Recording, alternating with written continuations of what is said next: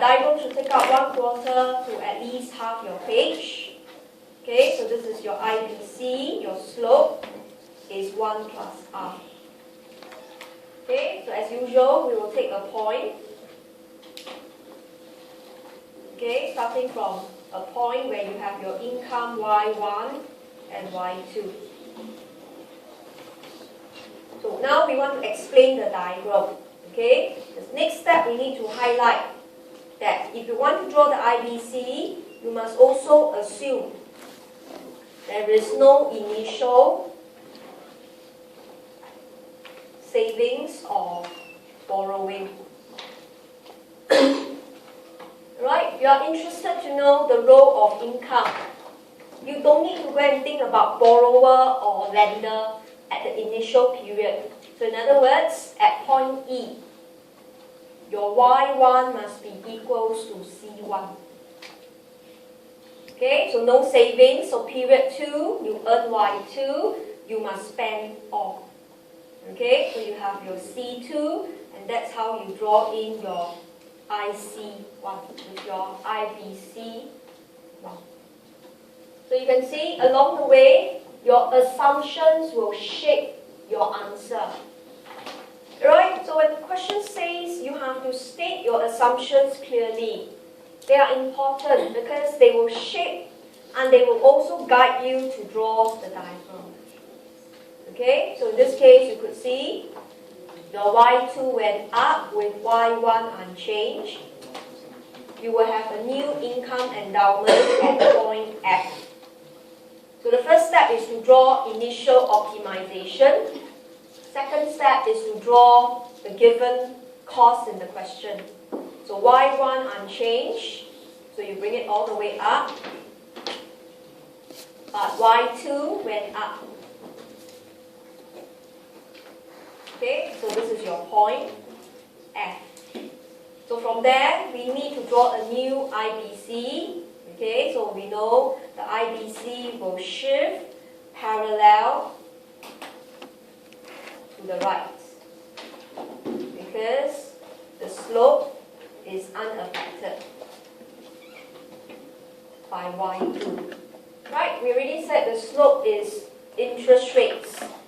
So in this case, we know at point F, all we will get is just a higher IBC. So it must contain your Y1 and your Y2 prime. Okay, so if you draw much diagram, everything will be clear to the examiner. So you have your IBC2, but that is not your answer.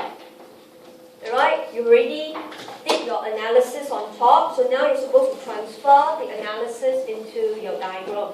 You have already analyzed that C1, C2, both must go up. So you need to reflect that in your diagram. Okay, so you double check. C1 must go up to C1 prime. So you take C1 prime, go all the way up to touch your new IBC, this point here, and then go leftwards, and you double check. This is your C2 prime. So can you see? Your analysis must guide your answer. C1 goes up, Y1 constant. That's how you know this is the amount that you borrow. This is your debt. Okay, period 2, C2 went up, but must be less than Y2 prime because you got to repay your debt with interest. So the answer is not at point F. You should mark out, right, your point X instead. Then you have your new indifference term. So 6 marks. If you are well prepared for this topic, you really can score the full 6 marks. The new optimization, because we already discussed where is C1, C2, it will be now at point X. Alright, with your IC2 equals to IBC2. So you have a new budget line, you already explained in step 2. You have a new indifference curve, which you already explained on top. Okay, and therefore you conclude C1 goes up. So you have to answer the question. a rise in future income. You have illustrated the effects. You have discussed the effect on current consumption. Okay, then you may want to highlight there was actually a higher indifference curve and therefore higher satisfaction.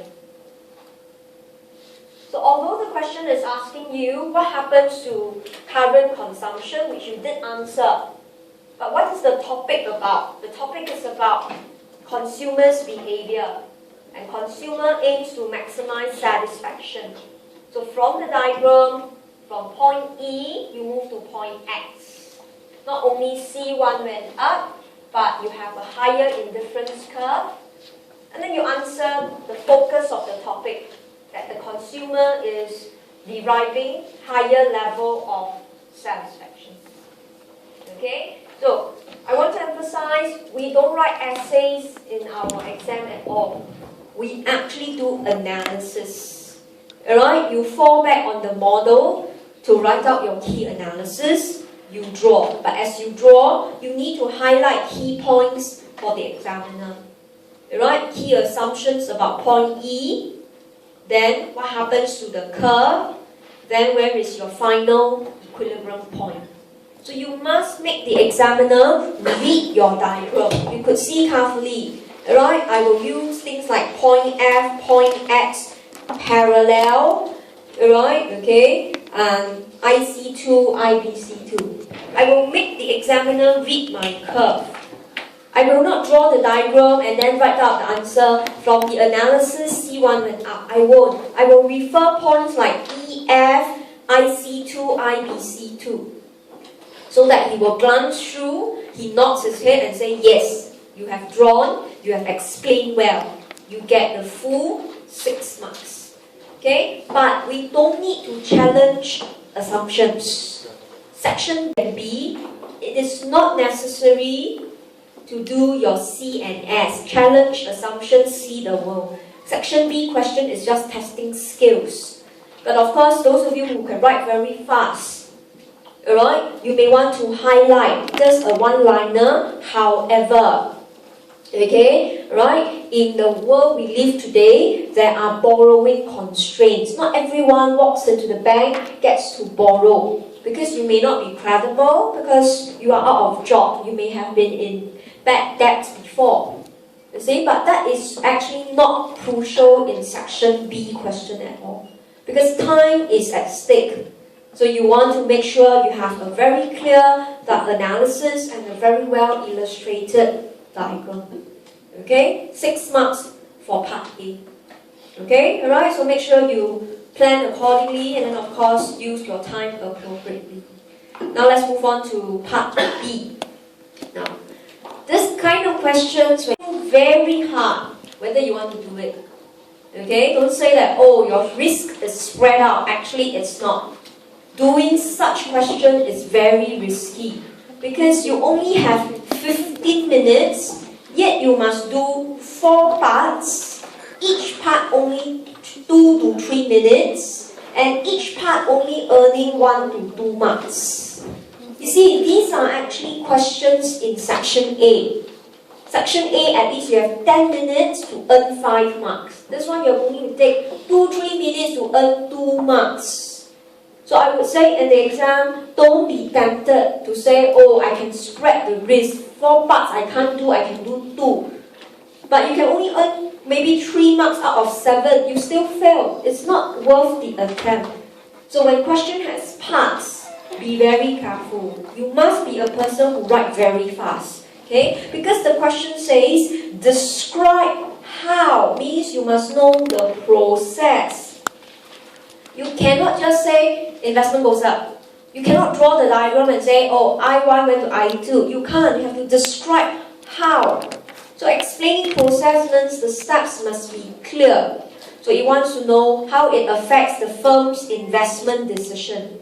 Decision means change, means increase, decrease, or unchanged. Okay? And be sure to indicate which theory or theories you use. Right, so you cannot use your so-called common sense answer. You can't.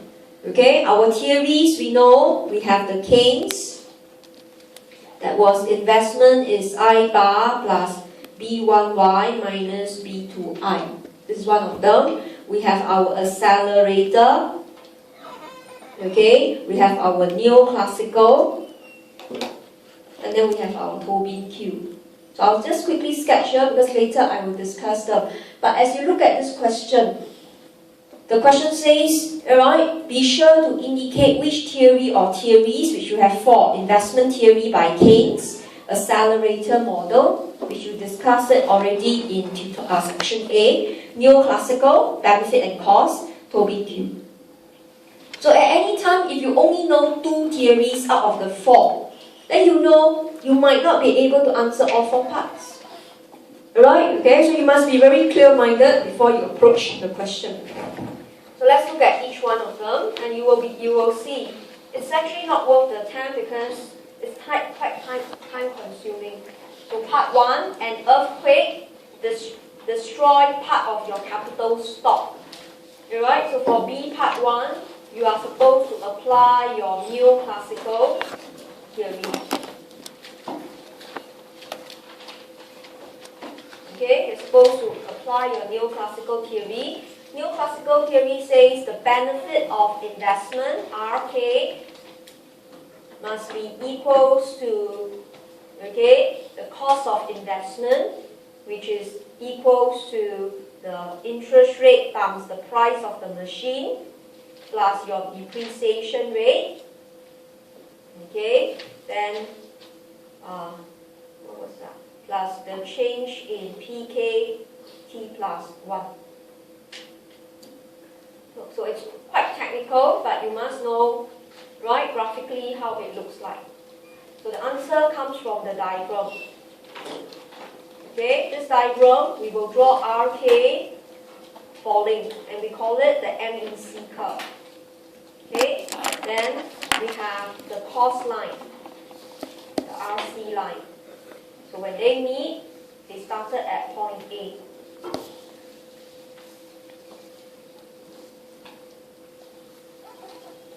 So we have our RC1 equals R1, and this is your K star 1. So this is your neoclassical, alright, that says you need to find the optimal level of capital, and it occurs when benefit measured by the MEC line is equated to the cost, and the cost line is usually constant at every level. Okay, so the question says an earthquake destroy part of your capital stock. So you are given your K drops. Right? So it has nothing got to do with any of the components of the cost at all. The question started with a smaller K. So we merely say K drop to K1 prime. Right? And you should know the concept is marginal product of capital will go up because you have lesser machines in your factory. The remaining machines will be more effective. So in this case, you could see you move up to point B. So RK will increase to R1 prime. Alright, so you could see you would drop to your K1 prime first. That's the first part. Then the second part is the benefit will go up. Right? Then you make an assumption. You assume your RC is still at R1. So in this case, look at this point here. You can call this point B prime. Right? Your benefit is at point B. So at K1 prime, your R1 prime exceeded your RC1. At K1, RC1, right? Okay, cost remain at RC1, but benefit is R1 prime. So that was your step 3. Okay, you compare your benefit and cost. So step 4, you should know your K will therefore increase. And by doing so, marginal product of capital will drop. Okay, then this will adjust, so your RK will drop. So you will adjust until, okay, RK equals RCK back to point A, which is here. So remember, I put in numbering so that when you go back and you read through, you are clear that there was a systematic analysis, but this is the answer. Okay, so conclusion, therefore, there is no change in K. So there is no effect on investment. So you could see 2 marks. This is the key pointers, really took us 5 minutes. But you're supposed to write this in sentences in 5 minutes. Should I say, in 3 minutes. But literally, we will write more than 5 minutes on that. Alright? So don't be tempted just because the question looks easy. They have 4 parts, but this is the answer. The question was on neoclassical, cost equals benefit at point A. The K drops and it will return back to point A again. Okay? Now, based on this, okay, again, look at your key assumption. Alright, is it fair? Is it valid to assume your cost is unchanged? It should not be. We should not be contented with such a fairy tale answer. K drops, K will return to K star 1. Alright, so I will still take the effort to highlight that it is unrealistic to assume RC unchanged. Right, I will put in 1 sentence, okay, and I will say that generally RC will go up. Okay, cost tends to go up after a war or after a major natural disaster, and therefore K will not return to K star 1. Right? So I don't want such an overly simplified answer and say, oh, the answer is fairy tale. We go back to K star 1. As best as I could, I must always reflect that I'm a thinking student. So but I don't want to spend too much time, right? I don't need to show real-world example at all. I just need to highlight that generally, RC is not constant. RC should go up. So in my provided answer outline on my Google Drive, I shifted to show you. But you don't need to do it in your own answer. But I'll just show it to you here. The RC will not be at R1 at all. It will actually shift up to here. Let's say RC2. So you don't go back to point A. Instead, you reach this point. Let's say point D. Right? So that will be a more realistic answer, that after the plague, you will recover. Okay, your K will go up, but it will not go all the way back to point A. It will just stop at point D. Alright, so you have a new level of capital. But you don't need to give that kind of detailed answer. Just say it won't return will be sufficient. 2 marks. That's really not worth earning. Okay, right? But if it comes up to be 4 to 5 marks, then of course answers are much easier. So that is B part 1. Right? Telling you. Okay? Now I'm going to jump to part 3 and 4 because the answers are almost the same. Part 3, the depreciation rate rises because information technology becomes obsolete more quickly. Right? So B part 3 again is neoclassical. So you have to tell the examiner you're applying neoclassical, where the benefit of investment, RK, equals to the cost, RCK. So this question is clear-cut, given depreciation rate went up. Okay, but again, okay, include your assumptions. So if you want to say cost goes up, you must assume interest rate constant, price of the machine constant, variation price constant. Alright, so you should know by now how important it is to make assumptions. Especially when you have an equation, it's very easy to make assumptions. You just look at other variables in the equation, you just say that they don't change. So using a whole string of variables, you know the cost would go up. Okay, then of course, draw the diagram. So I'll sketch very quickly here. This is almost similar to the one on top.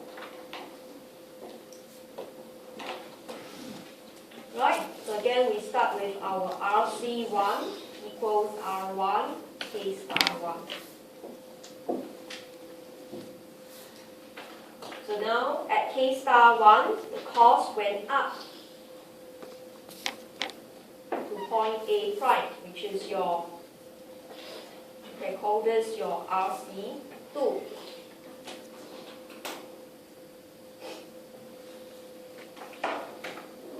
Okay, so that was your step 1. So I'm not going to write in the analysis for you. You go back and practice. I'll just give you the numbering.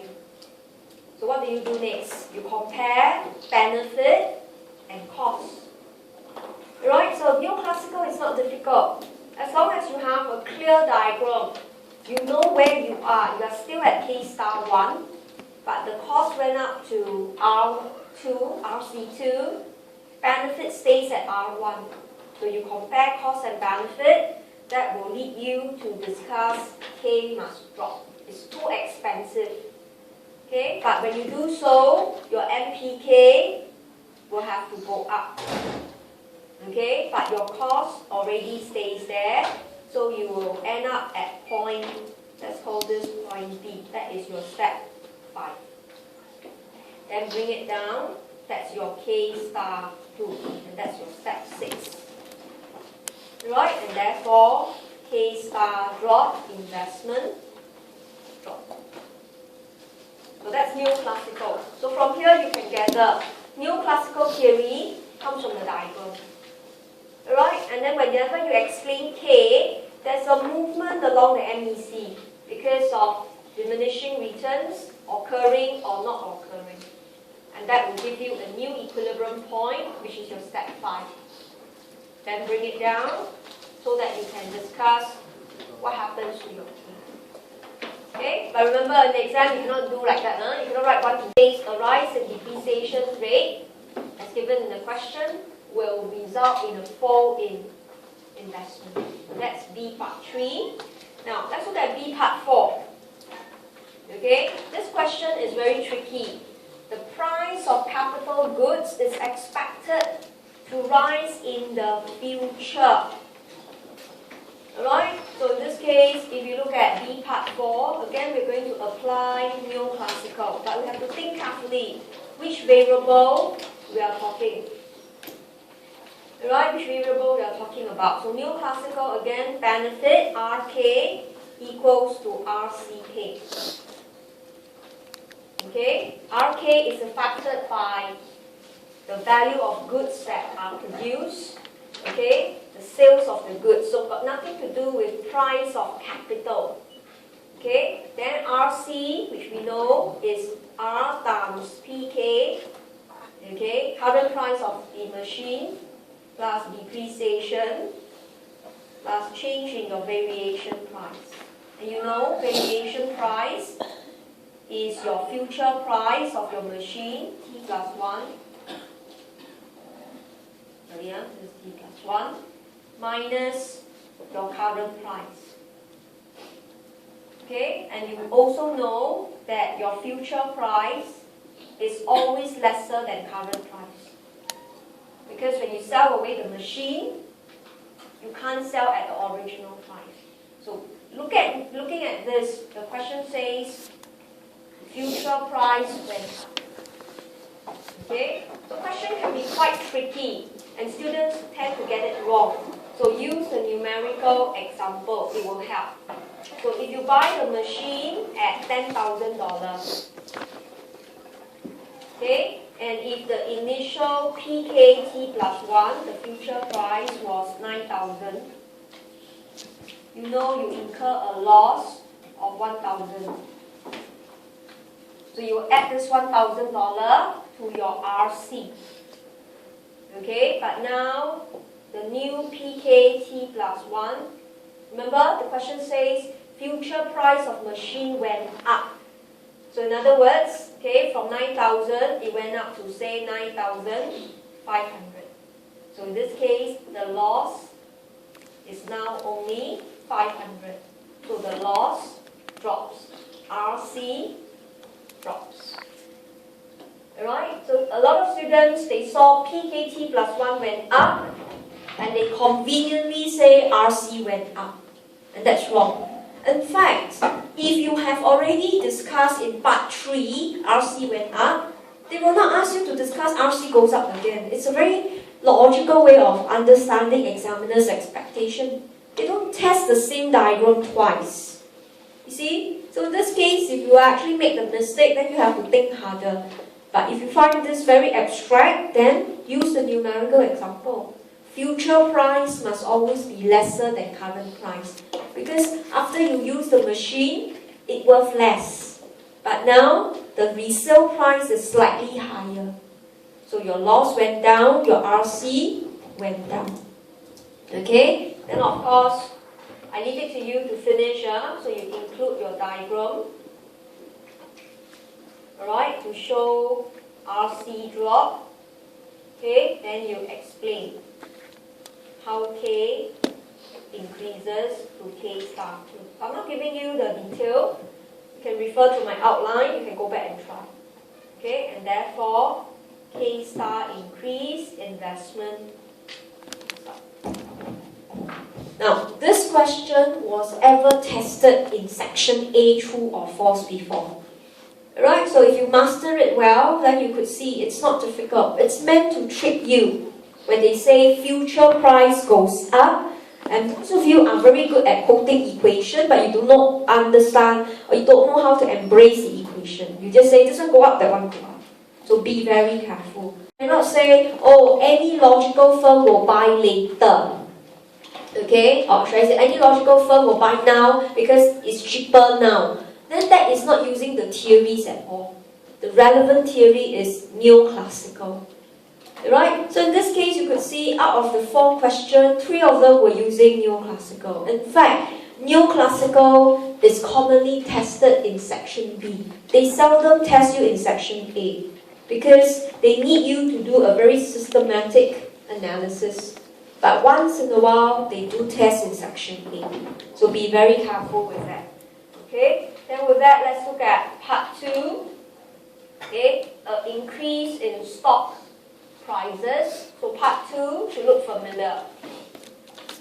Alright? Stock prices means you must apply your Tobin-Q theory.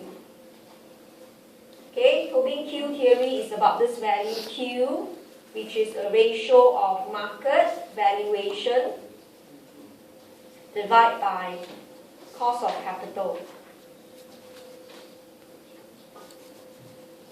Okay, so we know if stock prices goes up, market valuation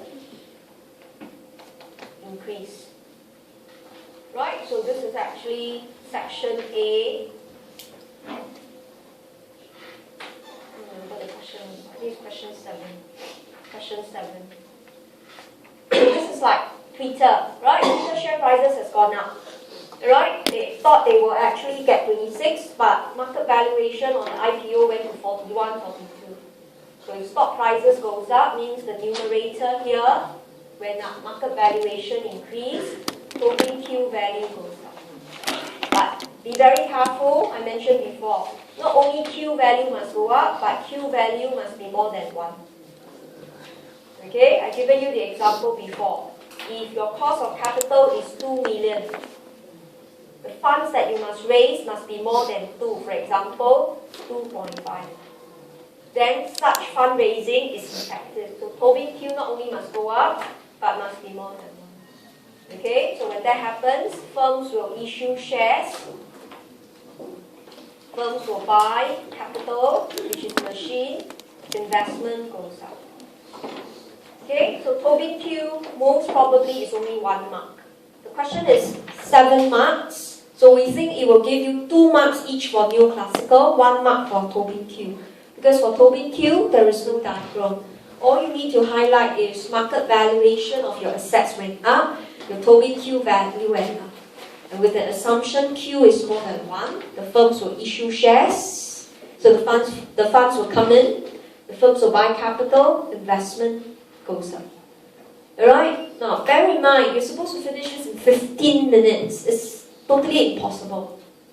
Alright? Okay, so must be very careful of time. Don't fall into a trap, thinking that, hey, your risk is spread out. Actually, it's not. You are actually click on the time bomb yourself. Okay, so it's a very common mistake that students commit when they do section B question. They pick it because they think it's easy, but they didn't know the main enemy every year is time. It's never the question. Section B questions are very clear. You don't need to make wild guesses at all. Alright, so that was part B, but you can see if you can answer all of them. Part A, you already secure 6 marks. Part B, you may not get all 7. Maybe you make a mistake in part 4, so you got 5. That's how you get 11. So you always depend on your part A and B to give you the baseline mark to pass. See? So you cannot pick the topic just because you can only do part A. You can't. A and B must be your baseline. Then part C is where you add marks to get your... Alright, look at the question. It's always talking about, alright, analysis plus evaluation skill. So the question says, tax cuts should increase consumption. So this question is actually testing about REP.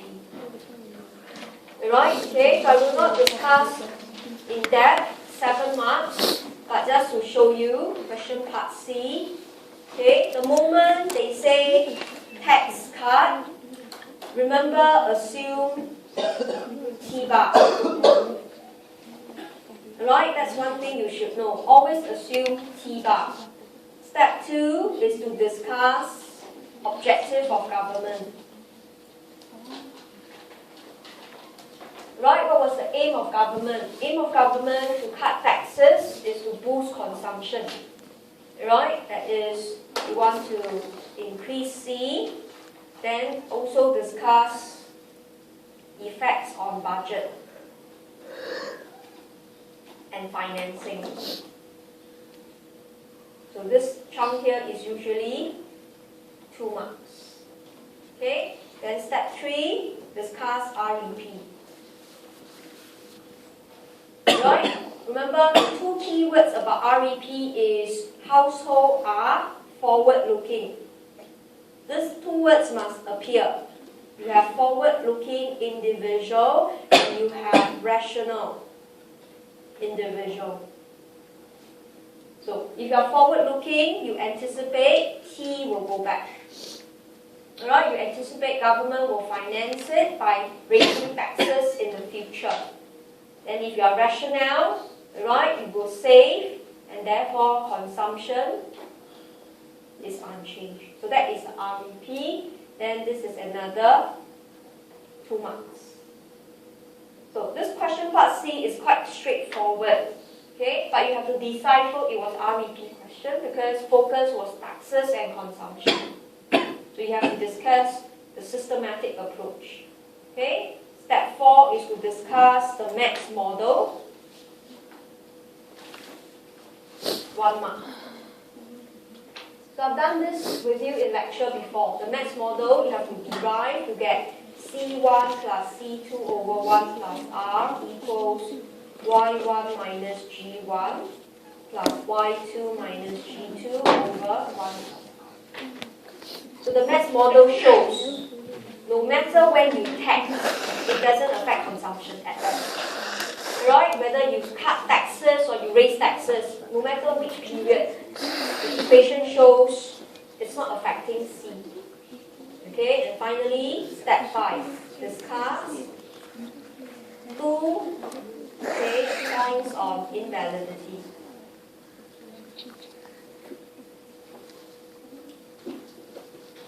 And that's your final 2 marks. So 7 marks, alright? Okay? And again, the race is against time. So if you look at question 1 itself, to get a 15 to 18 mark is really no sweat. Because they are all discussed in the lecture notes, they are all the key focus of the topic. Consumption and investment theories, And of course, REP now focuses on the role of government. Alright, so writing REP itself is always challenging in terms of time management. Because to write REP, always start with what government wants and the trouble that government gets into. Then our reaction with 2 pointers, we are forward-looking, we are rational. Then the maths model, and finally the invalidity. Alright, okay, so these are the standard 7 marks. Okay, now, however, I want to warn you that this question part C no longer is commonly tested. It became far too easy that every year students know what to expect. So that's why I gave you a new question, and this is the later type of question on part C. Right? It will look very intimidating, but I just want to highlight to you, part C, 8 marks. If you already score 11 from part A and B, your aim is just to score 4 to 5 marks.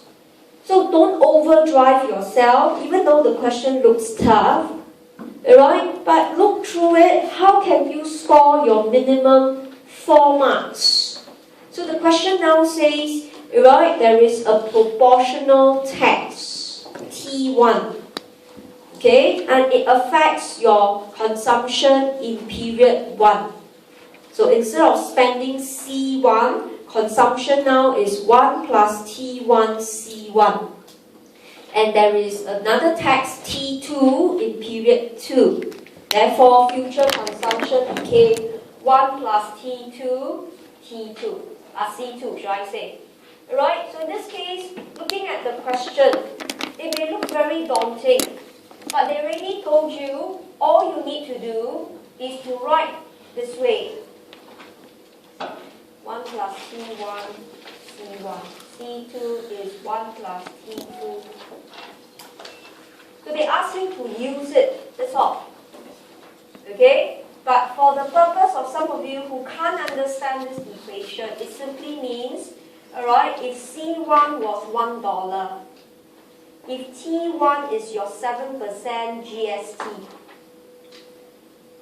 alright, and every time when you go to the cashier, you don't pay $1 anymore. You are paying $1.07, which is exactly your 1 plus 0.07 times your $1, which is your C1 is your 1 plus T1, C1.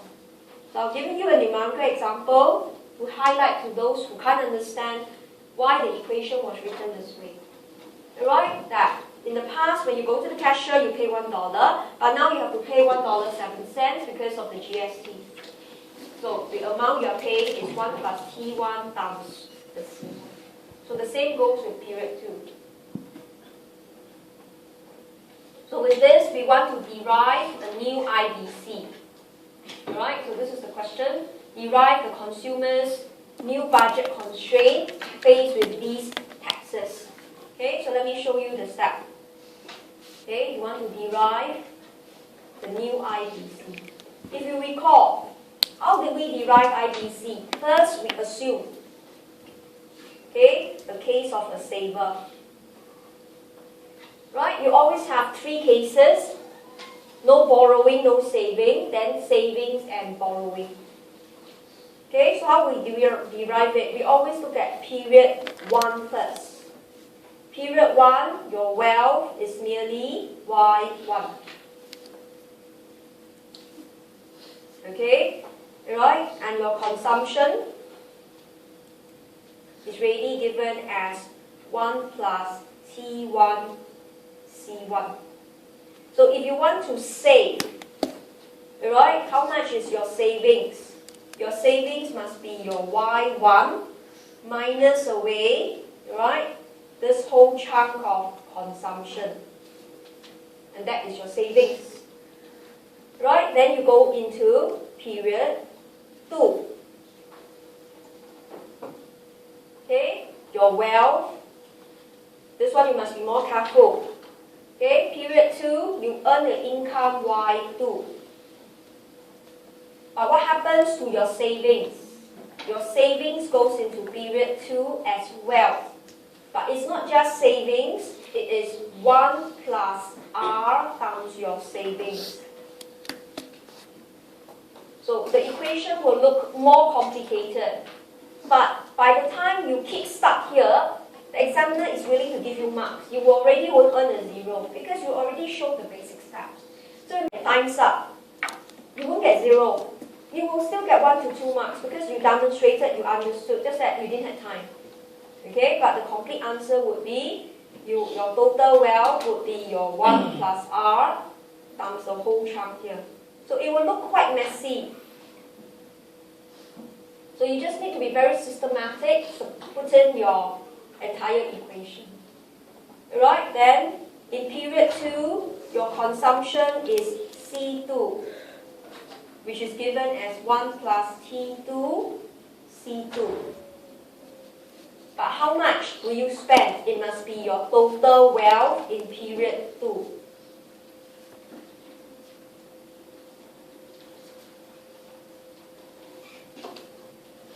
So it's very mathematical. You literally don't write much. You just demonstrate what is the IBC. Your decision in period 1 to save will allow you to accumulate more wealth in period 2. Then the entire model says this entire wealth must be spent, which is your C2. And this is your equation.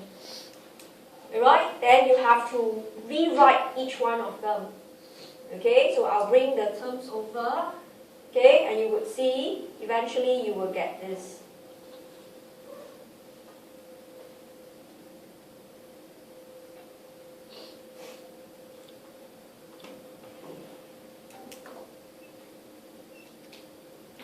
This is your new IBC. And if you see carefully, okay, just to demonstrate, to show you, the standard IBC was this.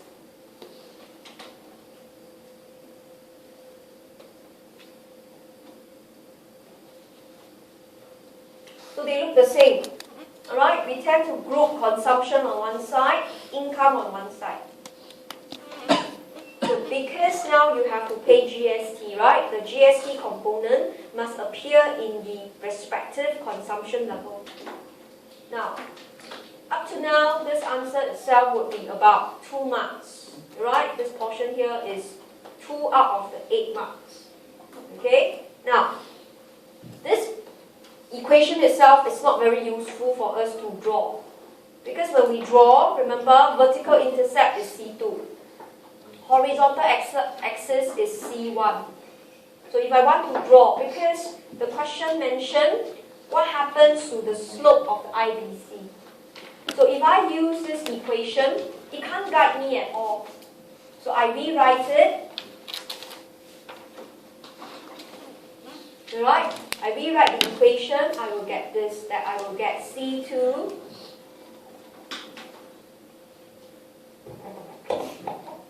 okay, my entire C2 would be my Y1, 1 plus R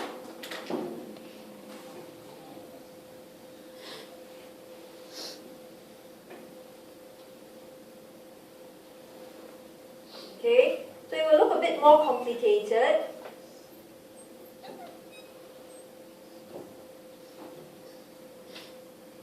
But you look like something like that.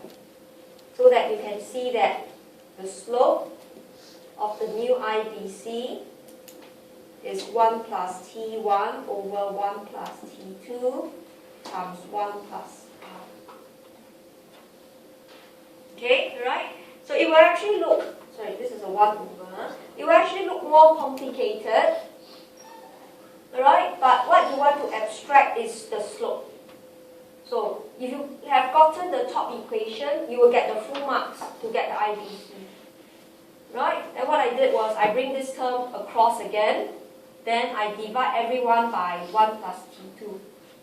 Okay, then I multiply the 1 plus R across. So it will look a little bit more intimidating, but rearranging, you will get the new slope. Okay, then in this case, you could see. Okay, if T1 equals to T2 equals to T, the slope would be 1 plus t over 1 plus t times 1 plus r equals 1 plus r. So if tax is exactly the same, the IBC slope didn't change. The standard IBC slope was 1 plus r. But now if T1 is exactly equals to T2, substitute a T inside. This 2 will cancel. You will get 1 plus r, which is the slope of the standard IBC. But you know your line will be further in, but it is parallel. Right? So you could see, one examiner wants to test you for section B, part C, especially part C question, is to still test you on the norm, derive the standard IBC.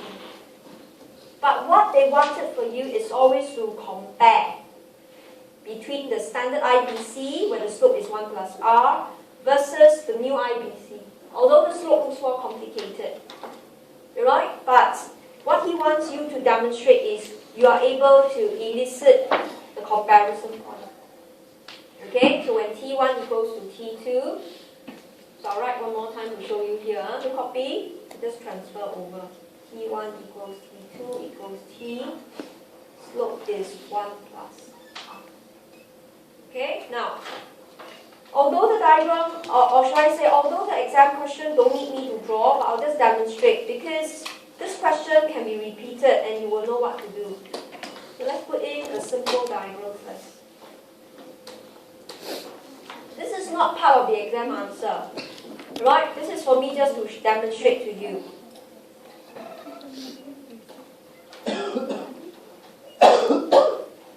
If this is my initial IBC naught, there is no tax, slope is 1 plus r. Okay, so probably I was at this point E first. But I will take note of my 2 extreme points.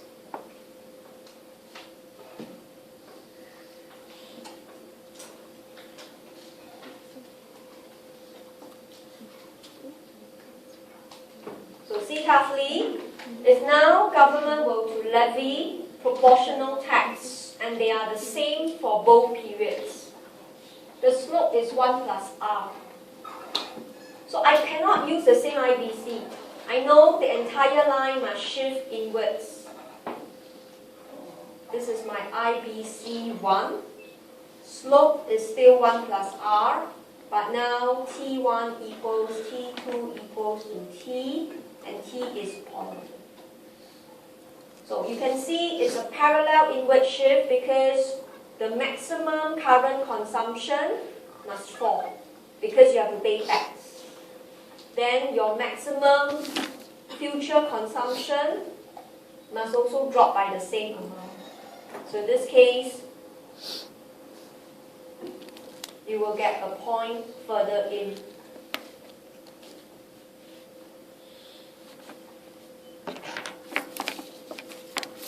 Right? So if you have a same amount of tax that are the same, a permanent increase in the tax rates for both periods. So I actually start off with 0 tax. It's easier to show that, okay, this is my standard optimization point, point E. But now if I have tax in both periods, this is in the question already. Okay, then I highlighted initially T was 0, but now T is positive. I have an equal fall in C1, C2. Right?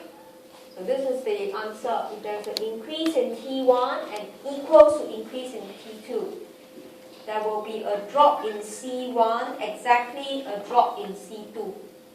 Then in this case, there is no substitution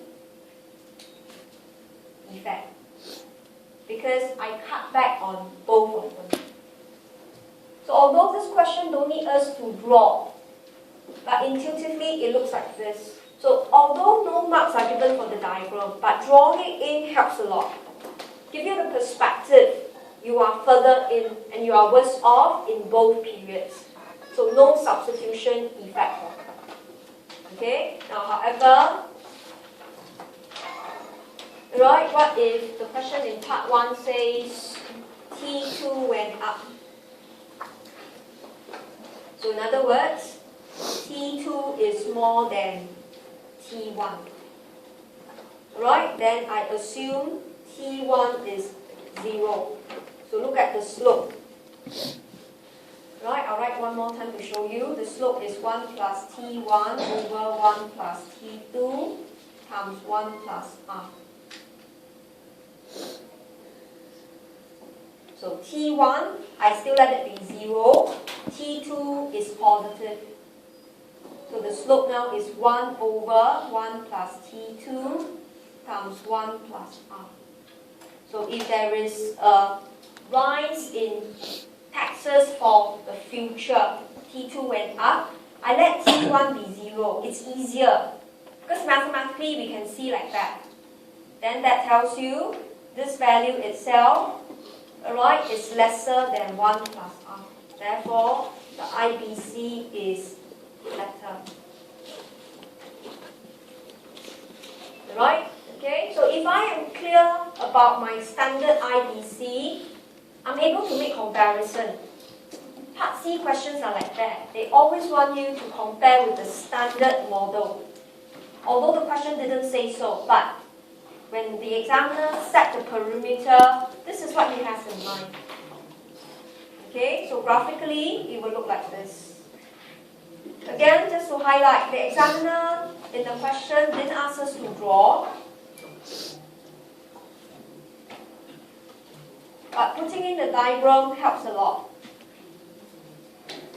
So this is your IBC 0.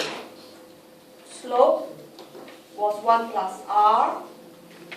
You assume initially both of them don't have tax yet. Okay, so that was your standard optimization point. So Y1 equals C1, Y2 equals C2. Okay, but we also want to take note of the two extreme points.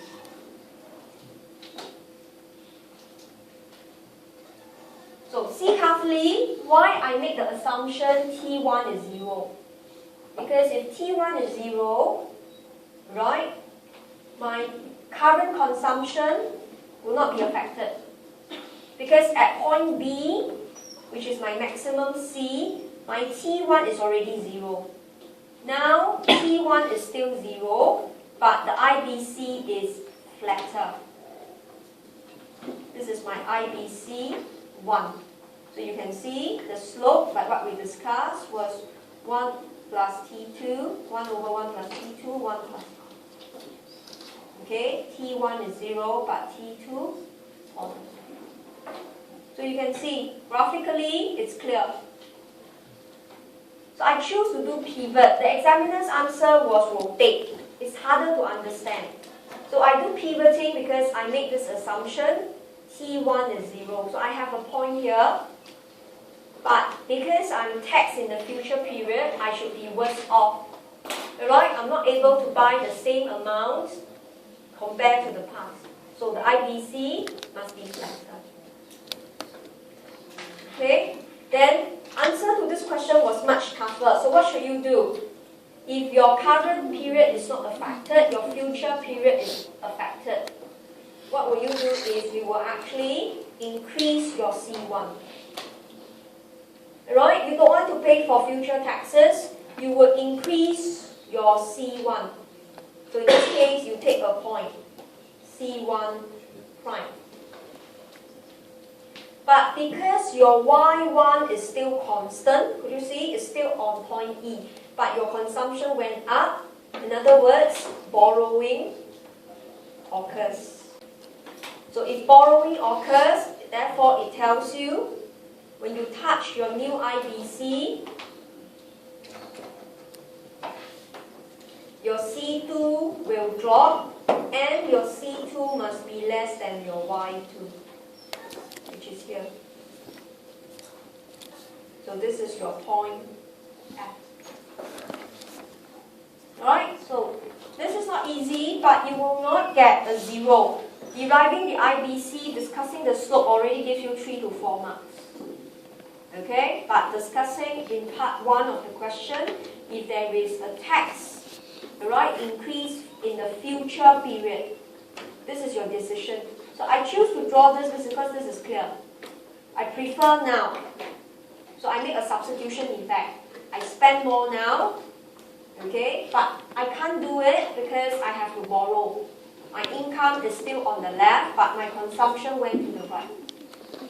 So that gives me point F, and C2 has to drop.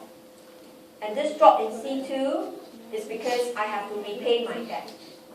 So the answer to this portion is C1 went up. Okay, so I'll give you the complete answer. So go back to the question.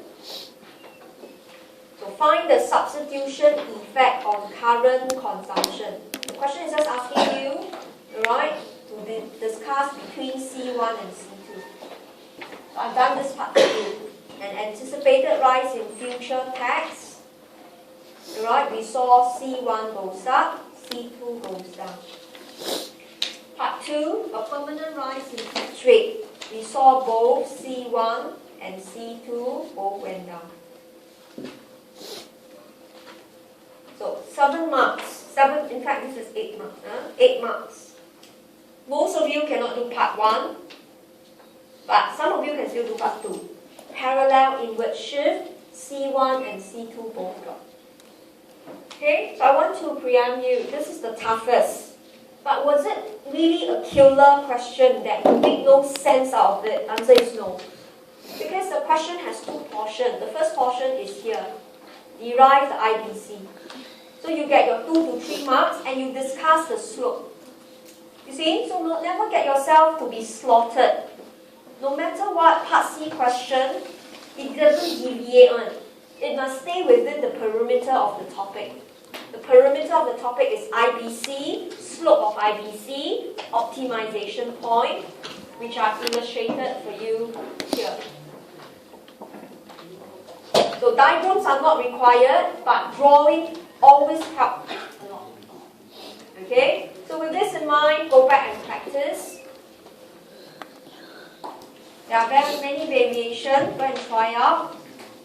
Okay? What if your T1 goes up, T2 is still 0? What happens to C1, C2? Go and discuss what if you have a cut in both of them. Okay? But the question that I really want you to practice is, okay, instead of government imposing a tax, now government issue subsidy. Okay, where C1 now is 1 minus G1 C1, C2 is 1 minus G2 C2. Okay, G is your subsidy. So if this is a very tough question, it's good that we go back and practice. So in case for your year, it may come out like that. So if government gives subsidy, you pay lesser. So you don't add the tax, in fact you minus the subsidy. Okay, so I want you to derive the new IBC. Okay, then of course discuss increase in G1 equals to increase in G2. Okay, and discuss increase in G2, but G1 is still 0.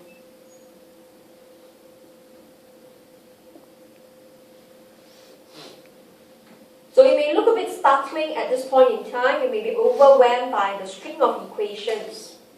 Alright, but go back, redo the question, derive the IBC, try out these 2 questions. Okay, and test your ability to draw. Test your ability to read your IBC and optimization. Once you say the opposite, once now government gives subsidy. Alright, where now subsidy is written in this way, derive the new IBC again. You will not be surprised to see the slope again looks very identical. But when you draw, of course, you must be careful. Then analyze What if government gives you more subsidy in both periods? Or government gives more subsidy in period 2, whereas period 1 is still 0.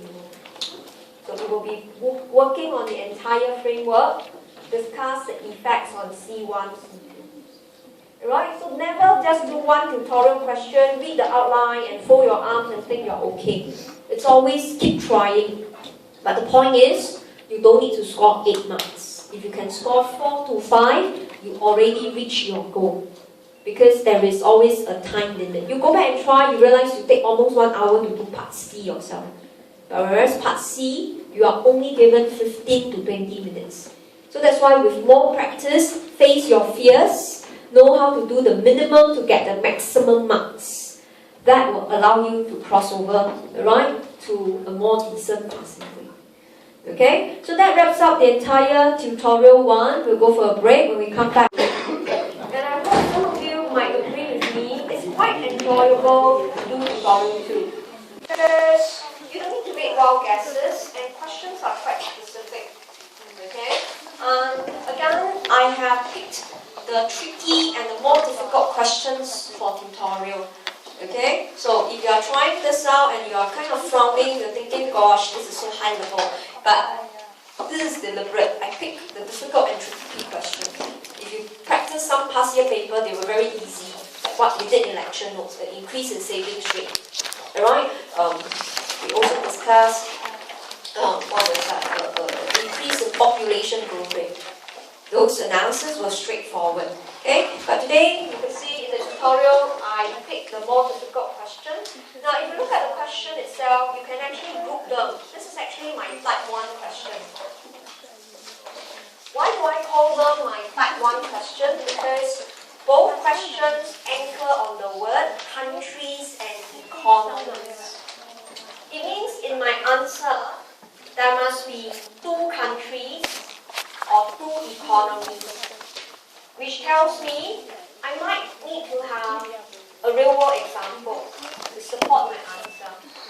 Okay? Now, both questions, they look quite alike. It's talking about 2 countries. Okay? But question 1 is more tricky. Right? So let's interpret the question in the Solos model. So you could see why I mentioned this topic, it's more manageable because the topic is stated for you. You don't have to think about the theory. It's strictly Solos model. Countries with higher rates of population growth will have a lower growth in output per person on the balanced growth path. Okay, it sounds very mouthful, but let me just show you how I draft the outline. So the question says country, so I'll put down country A and country B. Okay, they have different population growth rates. So I have the population growth for country A, example 2%, then country B, example 4%. Alright, so they say countries with the higher population growth rate. So I want to focus on country B. So the question is saying that both countries, they will reach their steady state. Okay, means you will have your K star A and K star B. Right, each country will be at their balanced growth path, means each of them are at their steady state. However, the country with the bigger population will have a lower growth in output per person. It means if I look at change in output for country B, it would be lower than the change in output for country A. So when the question becomes very mouthful, give yourself time to draft up the scenario because it was countries. So you cannot keep saying the country. The answer will be very weird.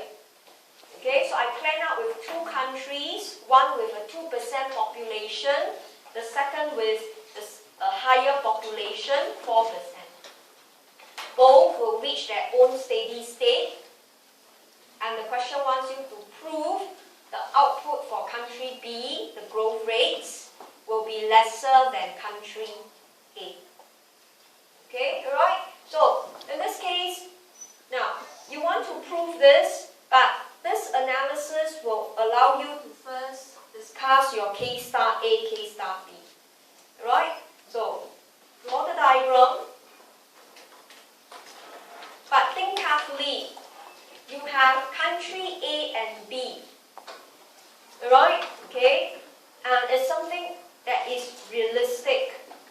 So you have a choice, but don't take an easy way out. You should discuss there is technology. Okay? So you have your K cap, your Y cap. Okay? So we draw the production function. Y equals to Fk cap. So see how I do it, right? I draw the savings. And this is what I do. I draw the diagram for country A first. Delta plus GNA plus GA. Okay, this technology, be a bit careful with the notation. So I do it for country A. I say country A is already at the steady state.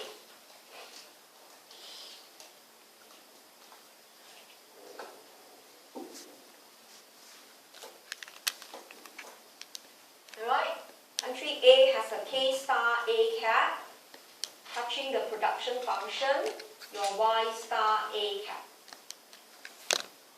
So since country B, right, has a bigger population, so this is what I do. I assume, because I want to use the same diagram, so I assume, alright, both A and B. I want to use the same curve, right? Okay, I assume they share the same characteristics, which is they have the same production function, because I only want to use one curve. Then I look at the straight line. I assume they have the same depreciation rate, the same technological growth rate, and the same savings rate. Therefore, if I were to use the same curve, but country B has a bigger population, country B's straight line should be higher. Alright, okay, so this is delta plus GNB plus GA K cap. So the first step is to draw for country A, to show country A steady state. Now you want to find country B steady state, but you are using the same diagram. So step 1, assume they share the same characteristics. So step 2, alright, B with a higher GNB. Okay, the steady state is K star B, which is less than K star A. So in other words, you are telling the examiner, okay, you've got to explain your step 1 to 5. So you drew the diagram, then you tell the examiner, B has a higher population rate, so you draw another line. But her steady state cannot be at K star A already. She has to go to the left. So in other words, you repeat your step 1 to 5. Okay, step 1 here, okay, is country B realize her cost is higher than the benefit. So she cannot stay there. So this is what she will do. She will cut back the use of K. That's why her production will drop. Her savings will drop and her cost will drop until point E. So this is for step 4. Bring it down. K star B cap. Step 5. Go up. Okay, then you have your Y star B cap. Right, so this is your basic 5 steps. So you cannot just draw. Right, you have to briefly explain how country B reaches her steady state K star B cap. So the question is not easy. The question is not just increase the country's population growth rate. It's actually comparing two. So you start with A, then you go and find out the effect on B. B's steady state capital is lower. Okay, so step 3, you could see from the diagram. Okay, K star B cap was less than K star A cap. Therefore, Y star B cap was lesser than Y star A cap.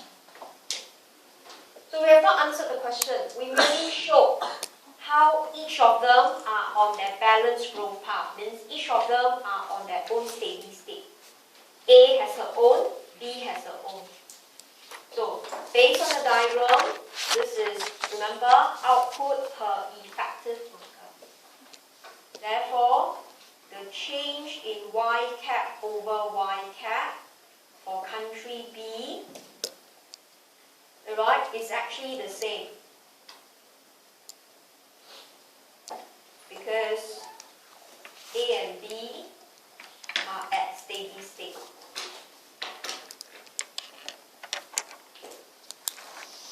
So the output growth, okay, be very careful, this is output growth per effective worker. But the question wanted output growth rate of each worker, but this is effective worker because you double check all your axes has the cap. But because A and B are on their own steady state, they are the same, which is equals to 0. They are on their respective Y star. So the Y don't change anymore. In fact, I should say the Y cap don't change anymore. Okay, but the total output growth rate, right, of country B is actually equals to the total output of country A, which is GA plus GN. So this is the country's output growth rate. So it's dependable on GA and GN. And therefore, output growth per worker is only GA. So country B has a bigger population. Her Y star is smaller, but the growth of Y cap is 0. But the growth of output per worker is the technological growth rate. We have discussed this in lecture and mentioned this is the toughest discussion in the lecture topic. So you take time to sink in. That's why examiner likes to test this a lot. Alright, now imagine you didn't do here, you only stopped here. You already passed the question. Because you talk about B with a bigger population, B and A on their own steady state, and Y star cap B lesser than Y star cap B. So you won't fail. If you know what is the focus of the topic and you plan carefully, you won't fail. But remember, you aim to excel. So to get the full marks and go beyond is to answer the question. So based on the economic intuition, up to now the statement is false. Alright? Country B and country A actually share the same technological growth rate. But the question says no. The question says country B, remember you want to prove this, with a bigger population, her line is higher. You want to prove her output growth rate is actually much smaller. But because you mentioned they share the same characteristics, particularly GA, therefore, based on the entire model, they are the same. Okay, but this is how you challenge your answer. So you have done your E and T. You explain the model, you prove with equations and diagram whether the statement is true. But now, challenge the assumption. Therefore, again, it is unrealistic to to assume A and B share the same characteristics. Remember, we assume they are the same because we want to draw one diagram to show K star A, K star B. That was our objective, and we made the assumption they share the same characteristics. So you just need to mention it's unrealistic because in the real world, okay, in reality, GA is not the same between countries. So you challenge the main assumption. Okay, of course you can talk about depreciation rate, savings rate, production curve. But what makes the answer differ was GA. So in reality, GA, be careful, this is technological growth, it's not the same between countries. So this is where I will teach you how to see the world. Look at some possible example. Country A, Singapore. We tend to have a low population but a higher technological growth rate. Okay, then country B would be like Myanmar.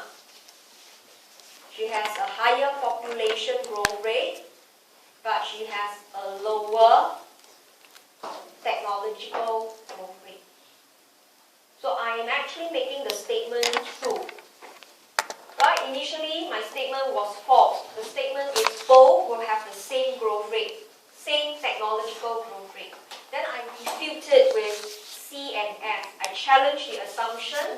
I pick up the assumption that was invalid, particularly technology. Then I want to see the world. You see, when I put see the world, you realize I didn't put in the exact figure for Singapore and Myanmar. I don't know the figure, but it's quite clear we all know Singapore has very small population growth, but we face rapid technological progress, much rapid than Myanmar. And naturally, Myanmar being more developing, more backward, has a bigger population, but because the infrastructure is not ready, people are not ready to embrace technology. So the growth there is small. So did I write the statement true or false? No. The answer is not true or false. The answer is the approach to the question, where you need to have very careful planning. You cannot read the word, you cannot cover your eyes and read the word high population growth. Imagine you say country A with an increase in population, country A's output and capital drop. You get a 0. Alright? Because they already say countries, and there was comparison of output, should I say comparison of population, then a comparison of output growth. So you have to spend time reading. But when you come to the answer is not difficult. The answers are what we have been discussing in lecture. We always use one diagram. Even for two countries, we still use the same diagram, but we highlight, if I want to use the same diagram, I must have assumptions, because they travel on the same curve.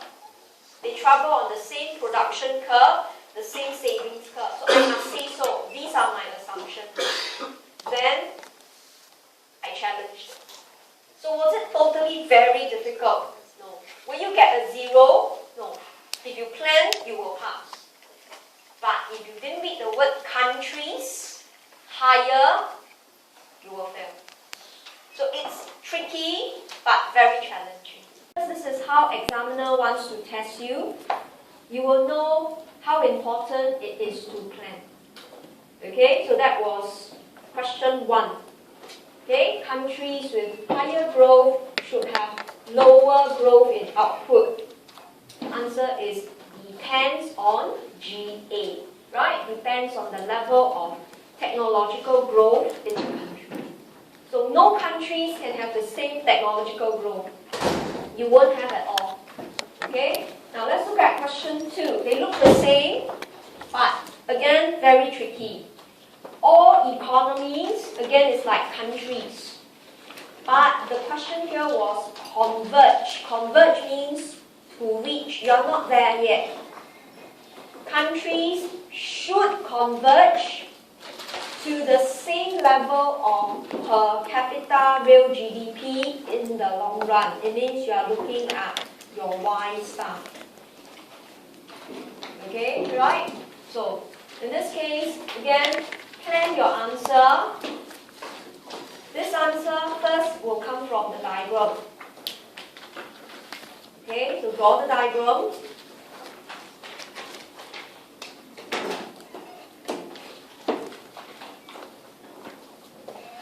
Okay, then again, discuss with the presence of technology. So put in all your markings.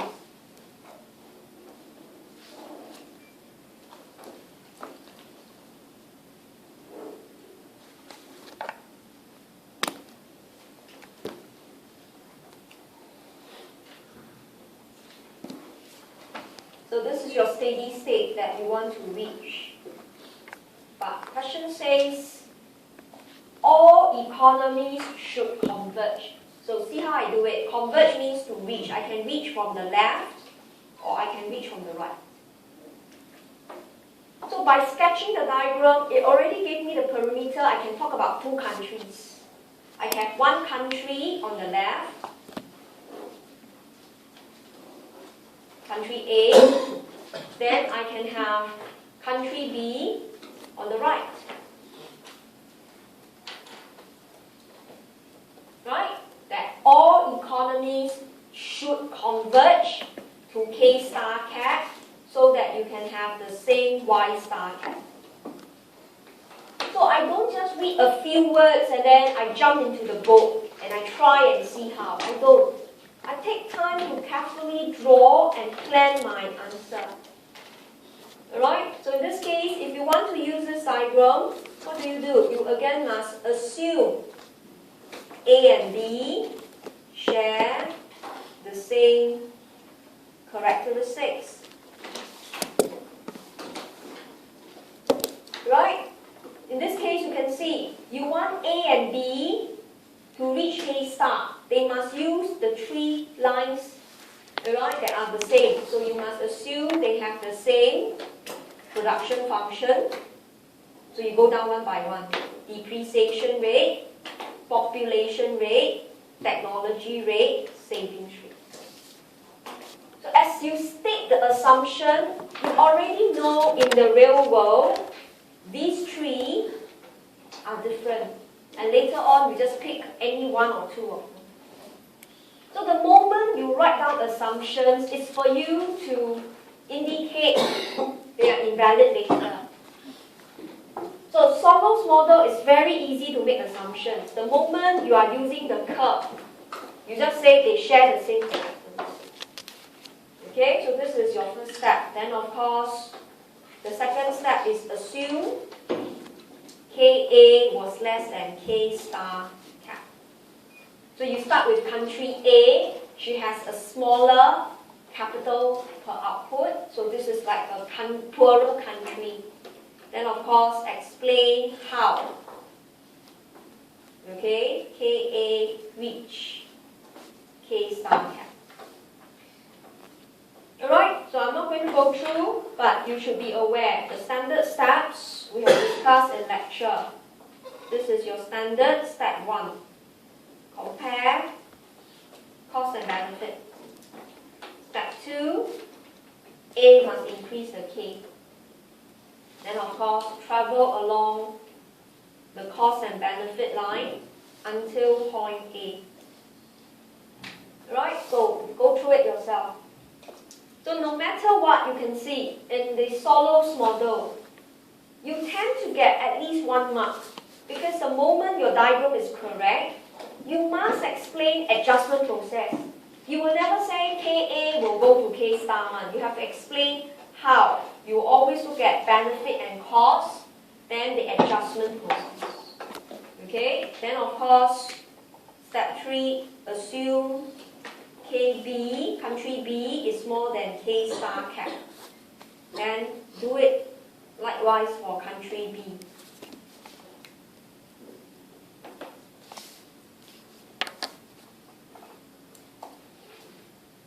Okay, so it may look a bit time consuming, but examiner expect this from you. Right? This is what the model is about, how a country can reach steady state. So we are ready to answer the question. Therefore, both A and B will reach K star cap and produce Y star cap. Okay, so the capital per effective worker is the same. The output per effective worker is the same.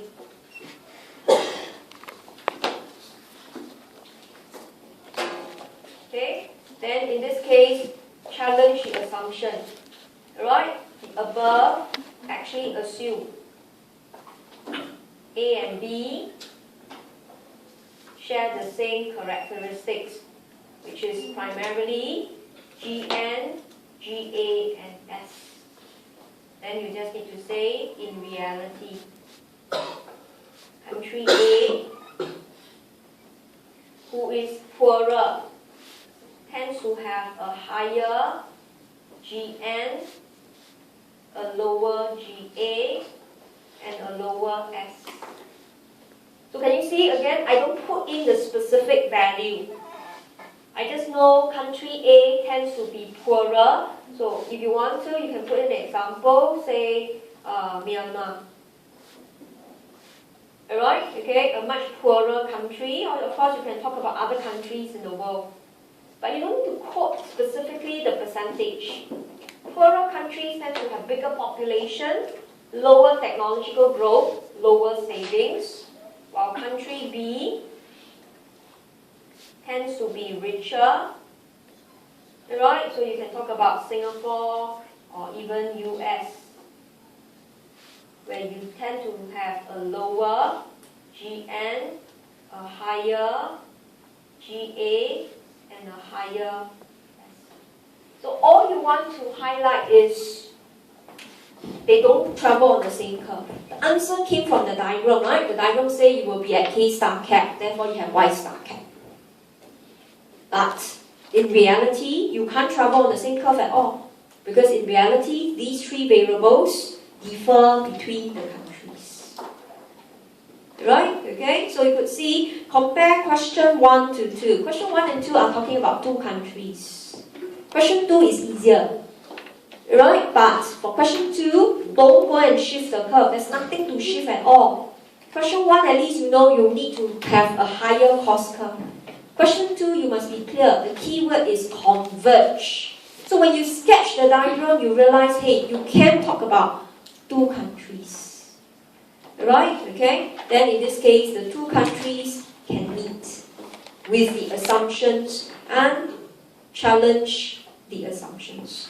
So this is type 1 question. Alright? They always like to ask change in Y and the Y. They always like to test this one all year round.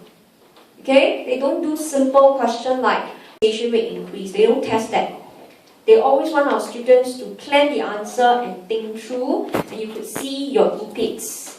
Explain, prove with diagram, challenge assumptions, see the world. Right? So most of you tend to be able to do the EPI already.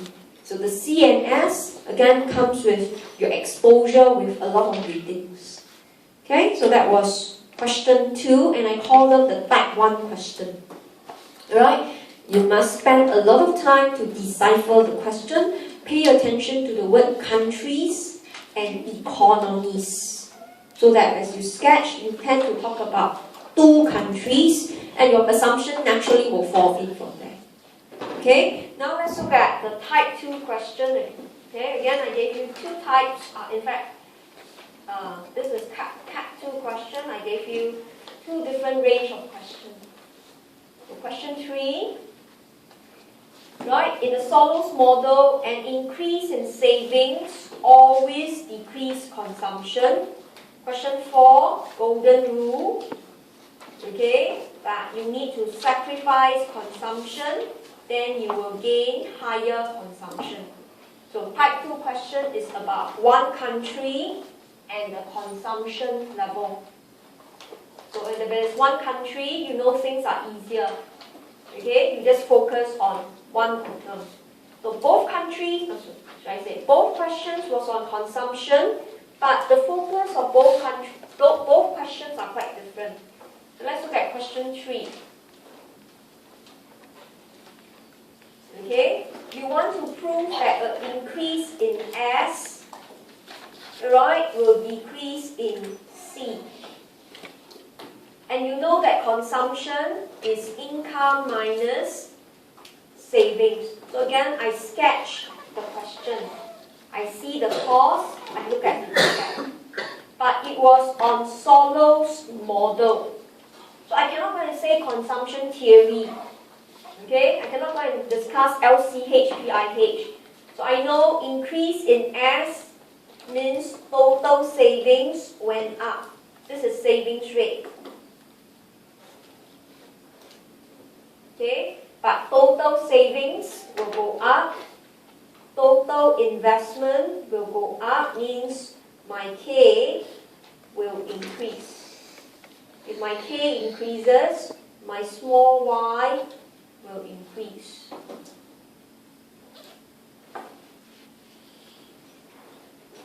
Right? So individuals' income went up, individual savings goes up.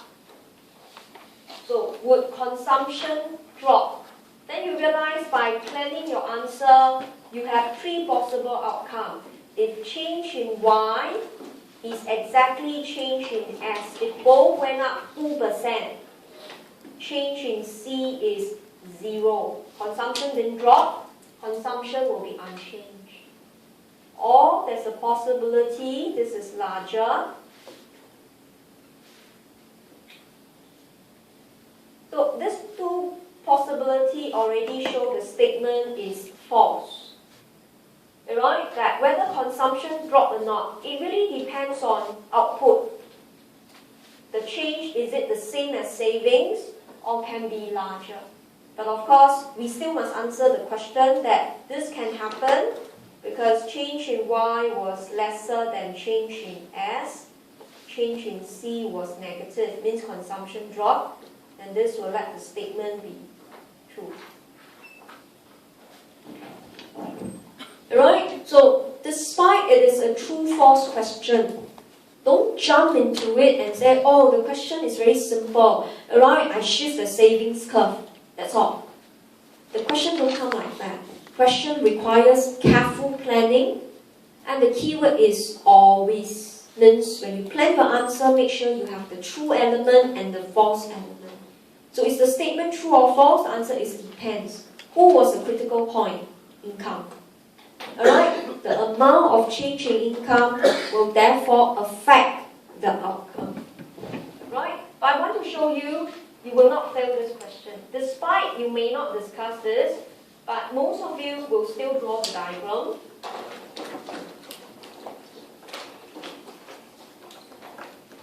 Alright? Okay, so put in your diagram.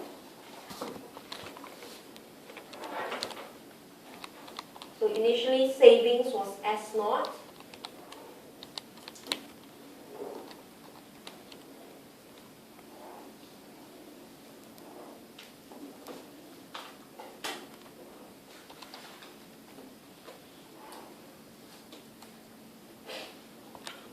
So you can see all your answers will come with a basic diagram.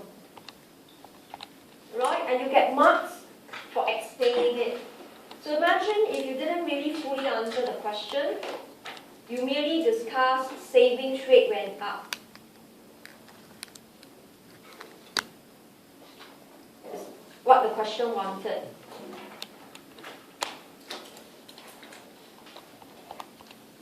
Okay, so that was your step 1. Increase your savings, you go from A to A.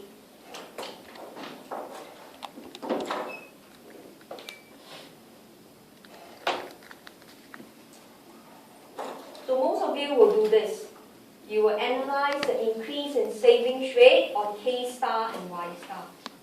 So you have your step 1, then of course your step 2, compare benefit and cost, your decision on step 3, effects on the curve. Okay, now you could see nowadays when I draw all this, I go very fast really, because you are expected to know how you reach your equilibrium point E, bring it down, K star 2, go up, Y star 2. Okay, so go back and explain your step 1 to 5. Now, if you do this, you only get 2 marks. Right? You will not get 0 because you understood the model. You will not get 1 because you answered the question. The question was an increase in savings, and you only discussed K star, Y star.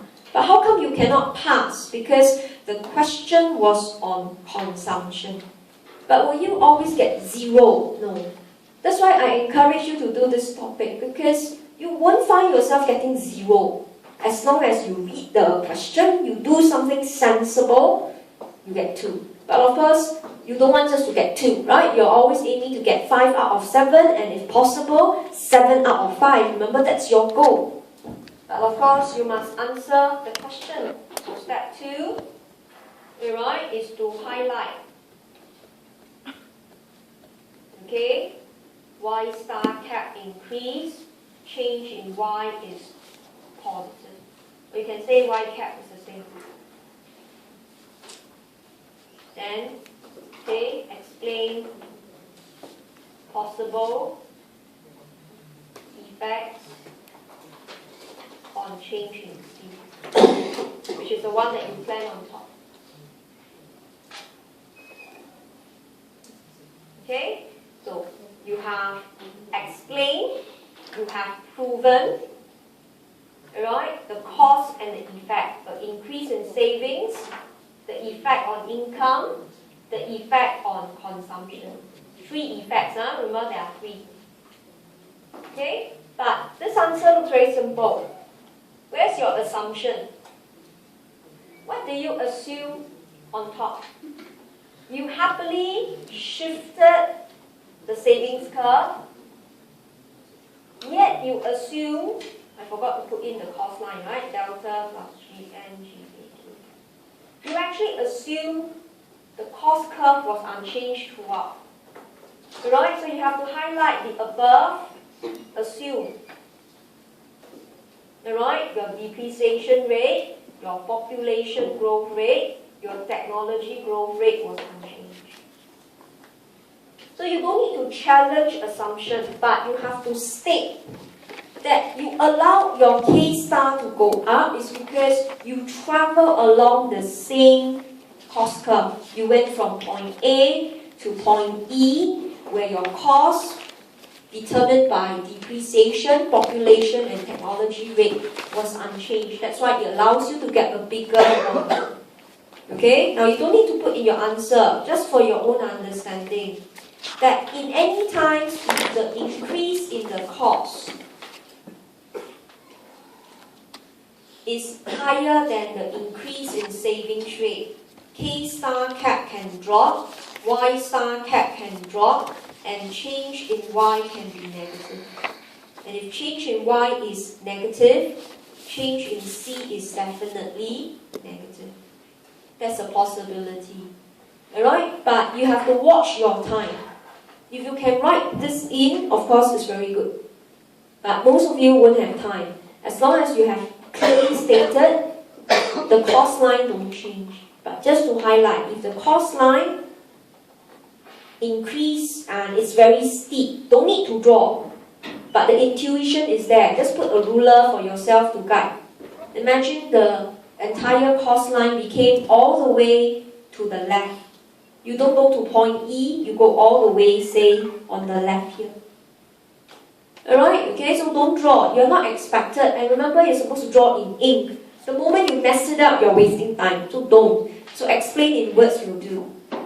So if your cost, if it ever goes up together with your savings rate, and the cost goes up so high, K star drop, Y star drop. So change in Y is negative. Remember, consumption is Y minus S. If the income dropped but savings went up, consumption will be negative. Right? So you could see where the epics comes in. If you are always conscious about your assumption, and you make a point to highlight that the assumptions are invalid, you will always cross over to get your 4th to 5th mark. The answer to the question is not true or false. The answer to the question is the approach. How you plan your answer with your E and your P and your I. Right? Explain, prove, indicate assumptions. Challenge assumption if you can, then see the world. Right? We saw example, China. This is the country where you increase the S, consumption drop. So you have proof that this may not happen, but this can happen for a country, say, like China. So in this case, you could see, alright, increase S, increase I. Investment took up 40% of China's GDP, but consumption only took up 30% of China's GDP. Alright, so there was a refocus in the proportion that funds are channeled more for investment purpose, but consumption for individuals in China has dropped. So like I mentioned, I don't need you to see the world now. If you find that very hard, you can't, it's fine. But as long as your EPI is there, right, you already raise yourself to the position to show examiner, look, I have the skills. Then of course, with 2-3 months more to come, when you read more articles, do your assignment, see the world will come in. Okay, so look at question 3. The answer is not long. Increase in savings always decrease consumption. The answer is depends on change in Y. So typically Y will go to the right. But now I've shown you it is a possibility Y can go to the left. Right? So if you are clear, you plan, you will see it. So don't memorize answers. Don't always say, oh, I see a few words, I recall. No, you sketch and you plan. Answers are not long. Okay? And try to finish it within 10 minutes. So that was question 3, and that was easier. I don't need to discuss golden rule.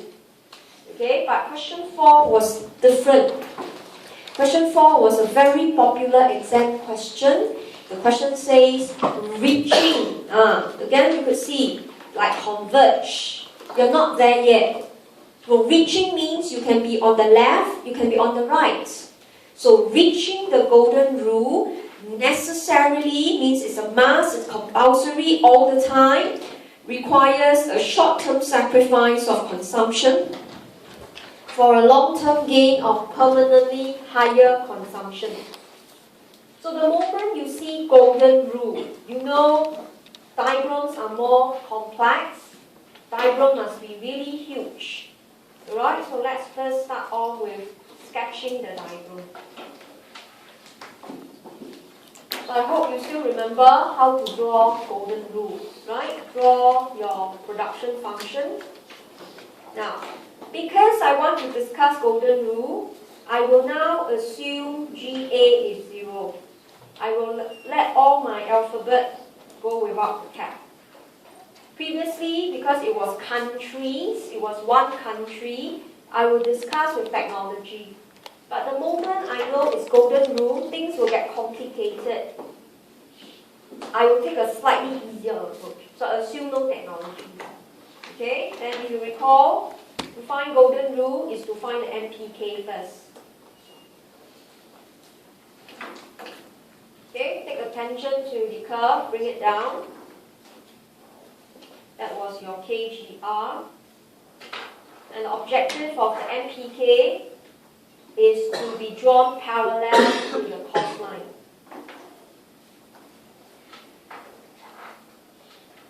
Okay, that was delta plus GK. So that you can draw the corresponding savings curve. So you can see, again, you start off with the diagram. begin with the end in mind. It was golden rule.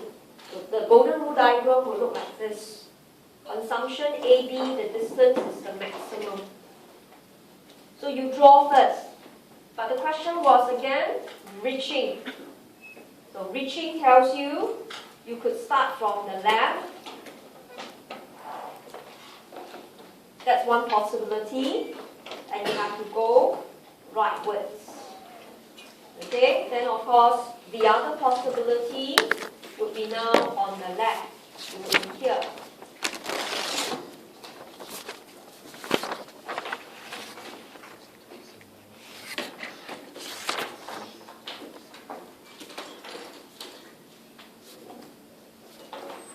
So it's always easy to go from left to right. Okay, so step one is to discuss how K1 increase to KGR. Now, if you look at K1, okay, in fact, you should put a K star 1. Apologies, here, steady state. Okay, you are at K star 1. So how can you reach KGR? See carefully. If you are at K star 1, your savings curve is actually much lower. You cannot take the SGR savings line. It's not relevant. Okay, for country at K star 1, her savings rate is lower, so that this will give her her steady state. So how can K star 1 increase to KGR? You must increase your S1 to SGR. So you can use the diagram to guide you. Okay, initially, savings is at point E, income is at point F. So initial consumption was EF. Now the new consumption, because you increase your savings rate, right, will be E prime F. So consumption drop in short run. Okay, means you are still at K star 1. Government announced savings rate went up. So you analyze what happens to consumption. Okay, right? And then you know, as K increase to KGR, C will increase to reach maximum. So if you look at this part of the answer is true. Reaching the golden rule requires, right, a short-term sacrifice of consumption. What am I writing? E drop, not increase. Okay, requires a short-term sacrifice of consumption, but a gain in permanent consumption in long run. So the answer is true if you start with steady state on your left. But it was an assumption, right? You assume. Then now discuss. If now you are at K star 2, how K star 2 should drop to KGR. So you can see part of your answer came from your diagram.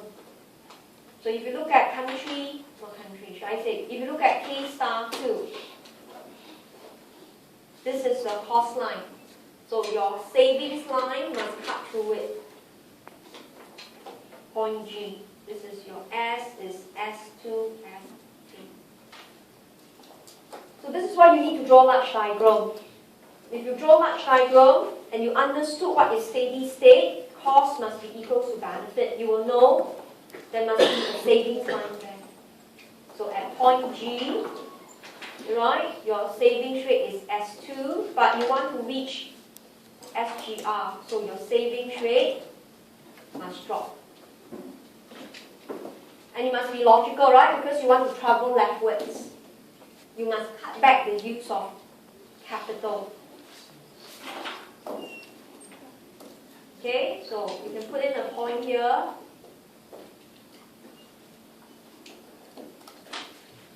So initial consumption, so you need to drop your S2 to SG. You see, most of my answers came from diagram. I don't memorize things.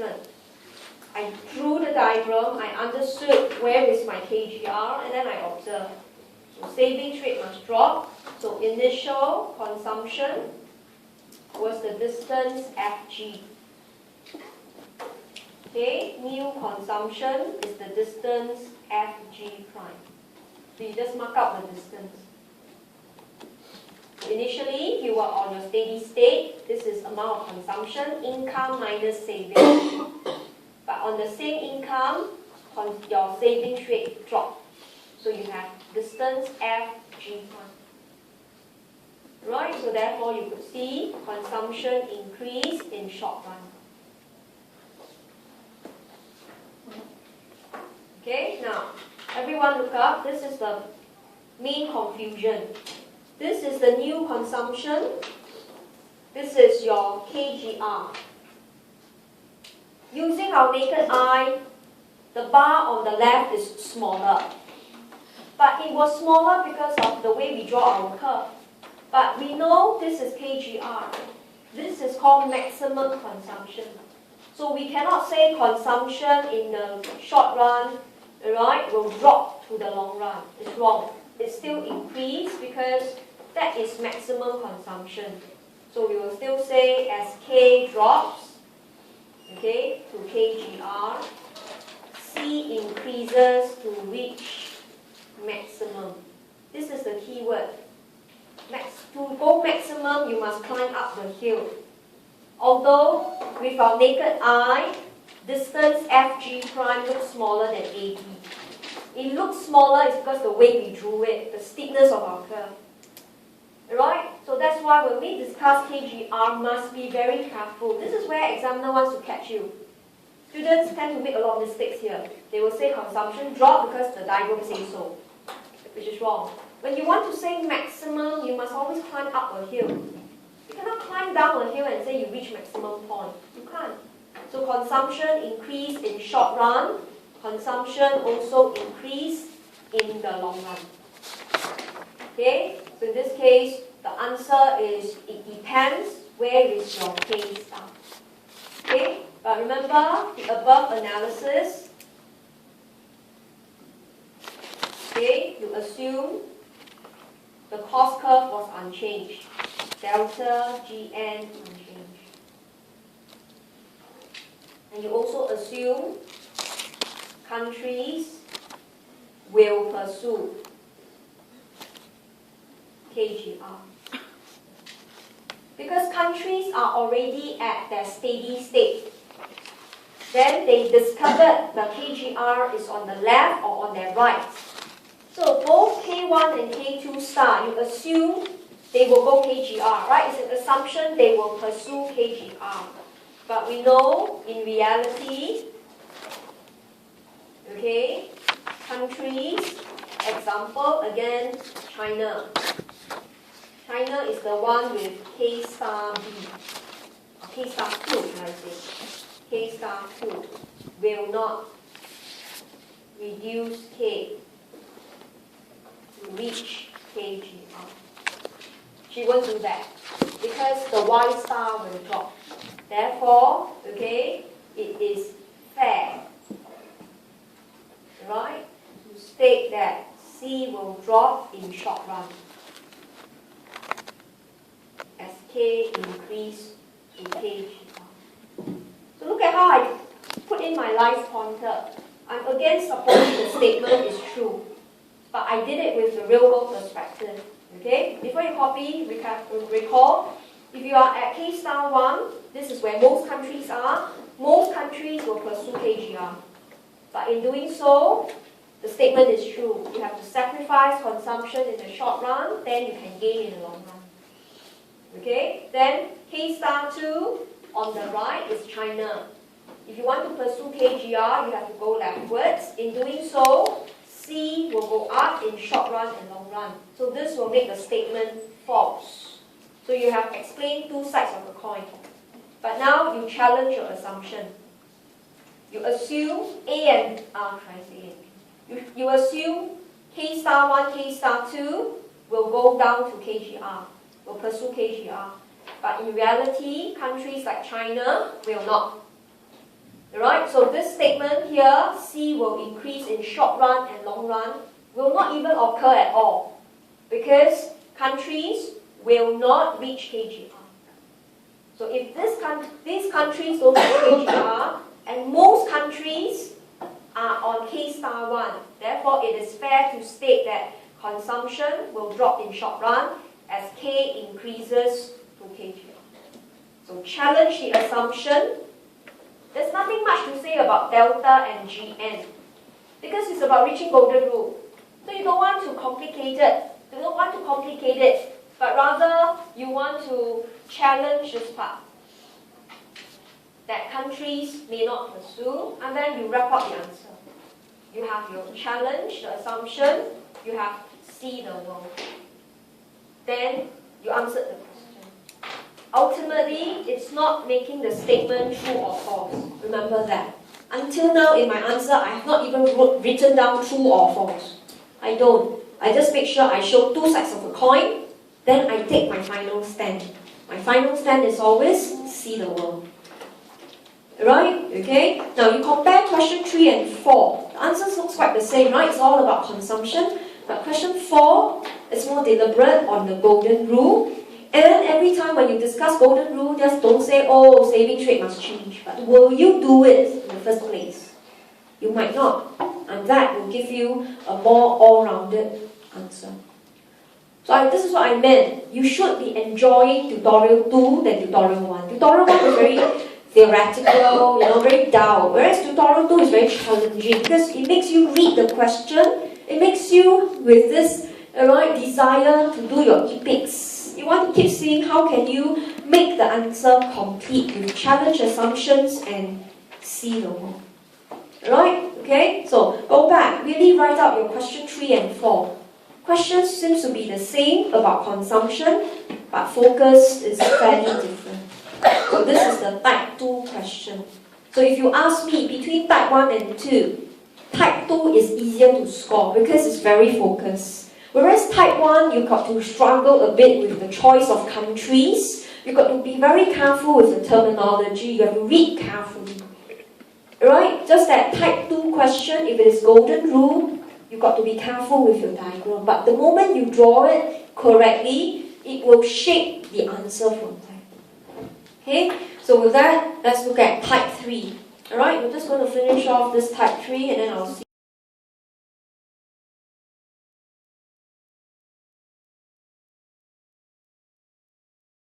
What I call concept question. The answer don't come directly from the diagram. So far, question 1 to 4, you look at your K star 1, Y star 1 and you determine the answer. Question 5 to 6, should I say, go beyond the Solos diagram. So question 5 says, the Solos model predicts, that both two of them, wages and real interest rate will rise as an economy, once again, converges to steady state. But the question was very kind. The question already told you, you start with low capital stock first. Right? So if you actually look back, compare to question 2, 4, and 5. Question 5 is more precise. They told you where you should start. Okay, so you are at a low capital stock. You want to reach your steady state. In the process, you want to discuss wages and interest rate went up. Okay, so let's look at question 5. And without fail, you should know, you will draw the diagram. And since the question is quite simple, again, we assume there is technology. So I have my K-cap, my Y-cap, my production curve, savings,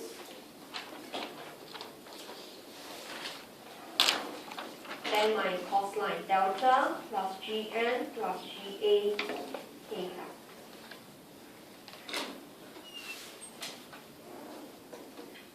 And by now, it only takes probably 10 seconds for all of you to draw the diagram.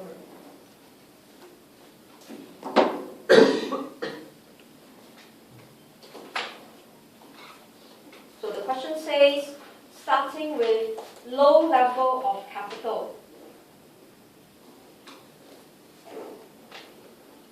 Right, so answers come from the diagram. So step 1, assume K naught is less than K star 1 cap. Okay, then of course explain how. K naught increase to K star 1 cap. 2 marks. It's always 1 mark for the diagram, 1 mark for analysis. So the steps you should be familiar. Okay, compare cost and benefit, decide to go rightwards, effect on the curves until point A, then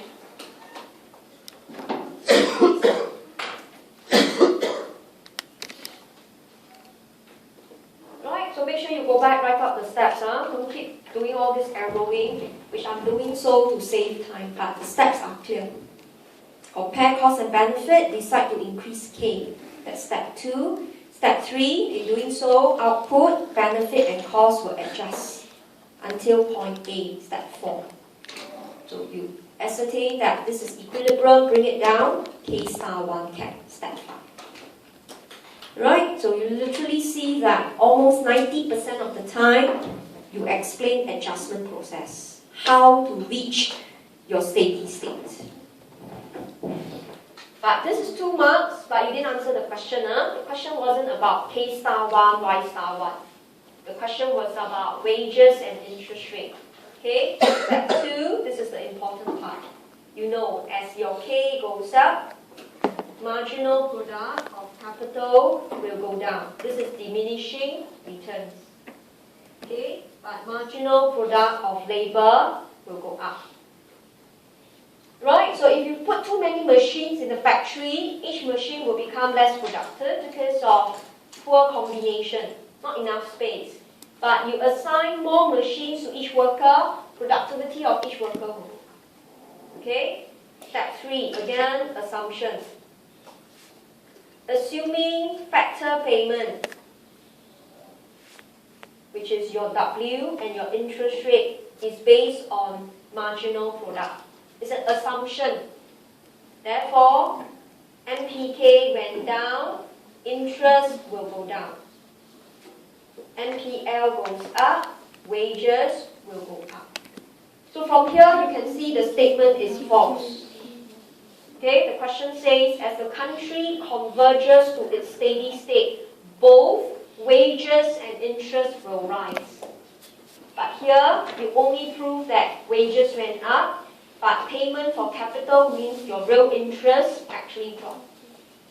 Okay? So most students will get the 3 to 4 marks. You explain, you prove, you state your assumption. Okay? But where is the C and S, which is something a bit new to you? Okay? That in reality, factor payment may not be based on marginal product. Example, in China. Alright, we saw that K goes up, Y goes up. That's income. Alright, where interest payment went up, but wages went down. Right, this is see the world. Because in the real world, when capital goes up, there would be shortage of resources. So people who own machines, people who are producing machines, took the opportunity to jack up the returns of machines. So R did not go down.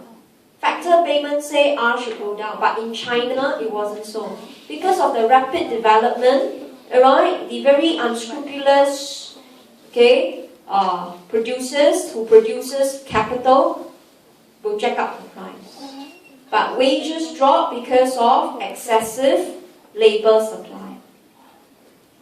We all have read about how different workers traveled from the rural areas to find work in the cities. But because there's excessive supply, they are willing to accept low wages. So in China, wages didn't really pick up. It was interest that picked up. So I'm not trying to say the statement is true or false, but I'm just highlighting that the Soros model made a very simple intuition. You look at NPK and you pay your factors, the corresponding payment. But in reality, it's not marginal product. It's actually demand supply. Right? There is low supply of capital in China, so they pay capital very high. But there is a high supply of labor in China. They pay the wages very low.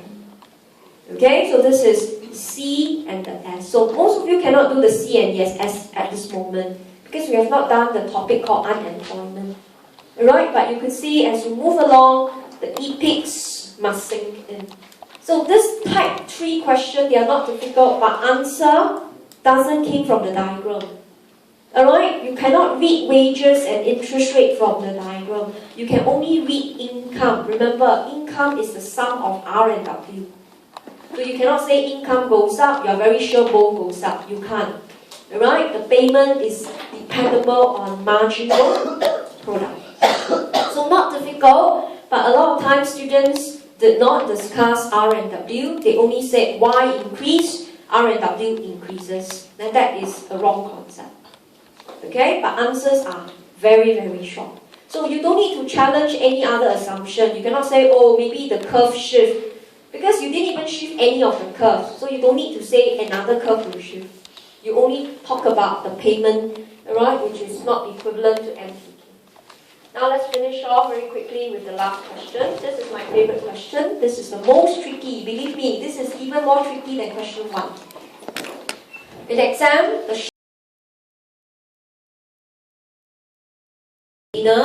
to believe that it's going to be hard.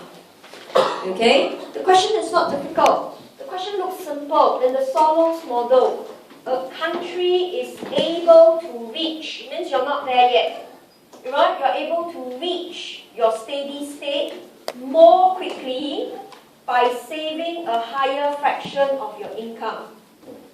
It looks similar to question 3, save more. But question 3 was on consumption. But question 6 was about reaching steady state. But if you ask me, what was the keyword? The keyword was more quickly. What's the meaning of more quickly? Faster. Faster means shorter duration. It means timing is known. You know how long it takes. But all this while, do we know? We don't. We only say K1 go to K star. Correct? We just say K must increase, K must drop. Do we know how long it takes? We never know. Okay, so let's look at the outline to this question. Again, to reach means you can be on the left, you can be on the right. Okay, so let's look at question 6. And because I'm not talking about the real world, here, again, I will assume technology is 0. But if you did the more tedious way, it's fine. Okay, nothing wrong with that. So let's quickly sketch in the diagram.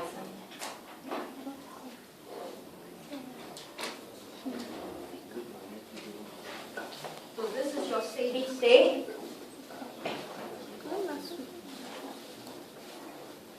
Okay, I'm not going to label the curve now. This is just S1, Fk. So there are 2 possibilities, right? To reach means you could be on the left. You want to go to the right. So there is a possibility that you are at K0 less than K star 1. See carefully. Okay, the question is not asking you how to go K star 1. The question says you are still at K0, but there is an increase in savings rate. So at K0, shift the savings line higher to S2FK. Look at your diagram very carefully. Your steady state now is further to the right at point E.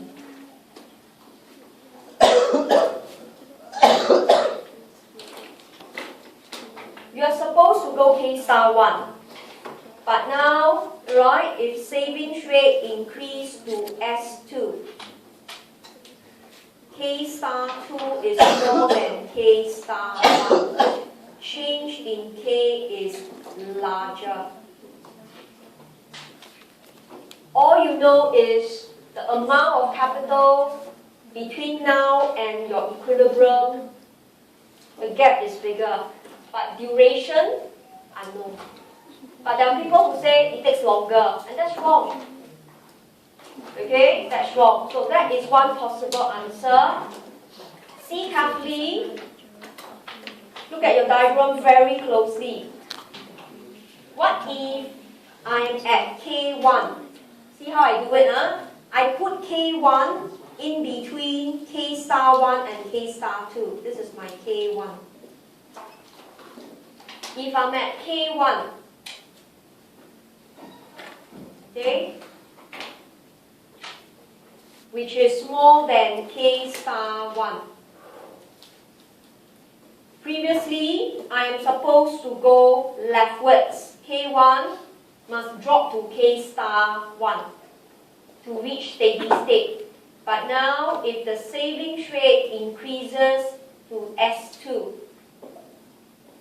okay, K star 1, again, should I say K star 2 again is more than K star 1. But now, capital should increase to reach K star 2. Previously, she should drop, but now she should increase. Alright, okay, so change in K is positive. Okay, then the conclusion is for both cases, duration is unknown. That's the answer. Is it quickly, slower? Don't know. All you don't know. All you know must go up, go down, bigger or smaller. Both cases, duration unknown. And also, you assume, because you shifted the savings line, you assume your depreciation rate, your population rate is unknown. So you don't want to further complicate it. This question doesn't look for a long answer. This question requires a thinking answer, that you are clear. Alright, when you read the Solos model, when you talk about K goes to K star, it's only quantity, the amount. The time taken is all unknown. So there are two possible answers. Alright, okay? Now, examiner don't expect you to do step 2. Actually, he wants you to do step 1 and step 3 is sufficient. Okay, but I find that a good, well-rounded answer is one that discusses what if your K star is on the right, then you go further right. This answer is very rich, right? You see things in two different dimensions. So this is what I meant. This is the most interesting, the most tricky answer, yet it's the shortest answer.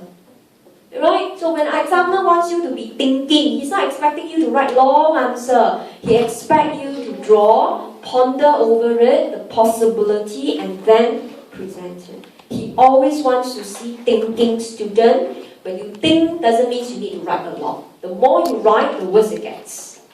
Okay? So go back and try out question 6. It's a very interesting question. It came out once, and don't be surprised it comes up again. So next lecture, when I see you, we will finish off section B and bring along your topic 4, money market. I will do money demand lecture on next Friday. Okay? Equal increase in T1, T2. Alright, so in other words, the slope is still 1 plus R and the line will actually shift inwards. Okay, so parallel line, except it's lower. Okay, now, this, if you draw your C1, C2, they should be the same amount, so my point is not very accurate. Okay, but you could see there is no substitution effect. Alright, both time periods you have to pay the same tax. You will not say, oh, I want to spend more now or in the future. Okay, so there's no substitution effect. All you get is both C1 and C2 drops. So your Y1 is higher than C1 prime and C2 prime, alright? Primarily because you had to pay tax. So for the second case, equal increase in taxes, there is just no substitution effect. Okay, then of course the diagram will illustrate that you are worse off because your budget line shift inside and your indifference curve also shift inwards. Okay, so this is what I call the toughest question for consumption theory in part C. Alright, about 7 to 8 marks. Right, but you never allow yourself to be slaughtered. There must be something you can still do, alright, as much as you can to score 3 to 4 marks. Alright, and you could see a lot of times, okay, it doesn't mean, okay, part 2 is always difficult. In fact, if you compare the two answers, okay, part 2 was much easier. There is just no substitution effect. So don't give up just because when you see the top part of the question and you say, alright, this is beyond you. Okay, if you are doing this topic, you will persevere. And you never know, as you actually solve the question, alright, along it you can solve a little section of here and there. So that was question 2. So the standard question of consumption theory was what you saw in part A. Right? They will always ask you to use the IBC, discuss the outcome. Okay, I'm going to go through part B in review in a moment. Then part C is where it becomes tricky, which we saw in question 2. Okay, so today we want to now look at question 1B. Now, this kind of questions, when you see it, don't be too happy. Actually, you shouldn't be happy you get this kind of question. 7 marks, which means each part is only 1 to 2 marks. The question is very demanding because the question says for each of the following, describe how. The question didn't want you to just say what happens to investment.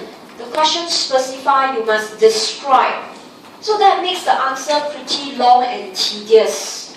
And yet each part is only 2 marks. Remember each analysis you do, okay, in section A was 5 marks. But now each part is only 1 to 2 marks. Okay, so when you see such question, you've got to think carefully. You must be a person who control your time very well. Okay, if it is this question, alright, you can only take about 15 minutes. So in other words, each part you can only take 2 to 3 minutes. So you must write very fast. You cannot be stubborn and say, oh, I want to perfect each answer. You can't, alright? Okay, so looking at the question, they wanted you to decide on the theories. Make sure you indicate the theories that you use in your answer. Okay, so let's look at part 1. An earthquake destroys part of the capital stock. Alright, which is what we see in the news headline today in Philippines. Alright, Typhoon Haiyan. Alright, so such natural disaster has an impact. Okay, so let me just go through the key outline with you. Okay, so in this case, if the question is on capital stock, right, you recall all your models. Don't copy, okay, King's model is this. Okay, then you have your accelerator model, E downstream K, your neoclassical, okay, and your Tobin Q. So these are your 4 theories. Right? So you have to use one of them that is relevant. So when the question says you have an earthquake that destroyed part of your capital stock, there's no way you discuss Tobin Q. There's nothing got to do with stock market. Alright? And look at this too. They all talk about, change in wire. They all talk about GDP in the country. Alright? Whether it's one period's GDP or your economic growth rate. Okay? With the given interest rate. So those will not be relevant at all. Okay, and also the keyword in the question was capital stock. Means you are looking at K, units of machine. So the answer to part 1 is actually neoclassical. just put in the points. Okay, so you know, if you are using neoclassical, the axis here is quantity of K. Alright, so you pick a point A to tell you your RC1 equals R1, and this is your K star 1. Right, so the question is not difficult. You just need to take a moment to select the correct theory. Okay, so in this case, if there is an earthquake, destroy part of your capital stock, you just need to indicate in your diagram your K1 prime. So that was your step 1. Alright, you must recognize you have lesser capital. Now, because your K drops, this is your step 2. Your MPK goes up. Alright, okay, so in the factory itself, okay, because you have lesser machines, so each machine is very well utilized, the marginal product, okay, MPK, which is your RK, went up to R1 prime. So you have to explain these steps. You cannot just tell us where is the final outcome. Alright, the question says describe how. Alright, describe how, okay, the entire economy adjusts back to your equilibrium. Okay, so in this case you could see step 2, MPK goes up. Okay, but your cost is still the same, so you can bring your cost, okay, to this point. You can call this point A prime. Alright, so this is your step 3. Right, now you are at K1 prime, you compare your costs and your benefits. So that is what neoclassical theory is all about. At every level of capital, you are always examining whether you are at the efficient level, alright, or the optimum level. So now with the earthquake, you have lesser K, but your benefit now exceeded the cost. So what was the assumption? You assume the cost to be constant at R1 for simplicity. Okay, then of course step 4 is here. Because your benefit exceeded your cost, the firms will increase the use of capital. Okay, and in doing so, MPK will drop because of diminishing returns, and you end up at point A, which is your step 6. So the answer to this question is you use neoclassical and there is no change in investment. Investment initially dropped, but it went back again. Alright, so this is 2 marks. But I also mentioned in my answer outline, okay? Let's go back to look at my answer outline. Although this is only a 2-mark answer, alright, but we want to reflect our level of maturity. Okay, so I highlighted that, okay, it is actually not possible to assume RC unchanged. Right? It is actually not possible that after an earthquake, you can return to your K star. So I just make a one-liner statement to let the examiner know, alright, that we should expect to experience a shortage of resources and RC may increase. So of course, in my answer outline, I gave a bit more detail, alright, but in your case, in the exam, you just need to write a one-liner statement. The RC cannot stay at R1. RC should increase because after the earthquake, there should be shortages. Alright, price of machines should go up. You wouldn't expect the price to be unchanged. So as a result, if the RC goes up, you don't return to your K star 1, you will increase to K star 2. So there is still an increase in investment, but you don't return to the original level. Alright, okay, so in this case you could see I will always take every opportunity to reflect to the examiner that I'm always aware of my assumptions. I'm not just saying A goes to B, B goes back to A. It's a little bit too superficial. Alright, I must reflect my maturity, alright, in my exam answer. It's just that this is only 2 marks. So it doesn't seem to be justifying the amount of content you are writing. Okay, and that is why those who write fast have more time to think and have more things to write. And how do you write fast? You've got to train yourself now. Alright, you've got to start training yourself. So you must always put yourself in a position, alright, to please your examiner. Every exam answer must be seen that you are thinking. You are not a vacuum cleaner, right? You just really suck in the facts and then you vomit out. You can't. You have to show, right, you are ready to challenge every of your answer.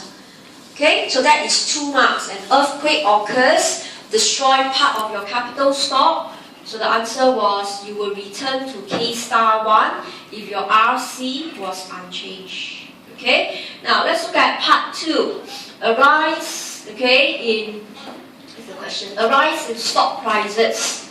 The best example to discuss was Twitter. If you read the news, alright, market valuation of Twitter's share was $26, okay, but it actually went up to 41. So there's a huge demand for Twitter's stock. Alright, so I will not discuss this. We have done it in our question 7. Alright, arise in stock prices. So again, alright, try your best to put in a real life example. Okay, so into this week's news, it's still available. You can talk about Twitter. So if Twitter, alright, gets more funds, Twitter will buy capital goods and investment will go up. Okay, so in other words, part 2, the theory is neoclassical, Tobin-Q theory.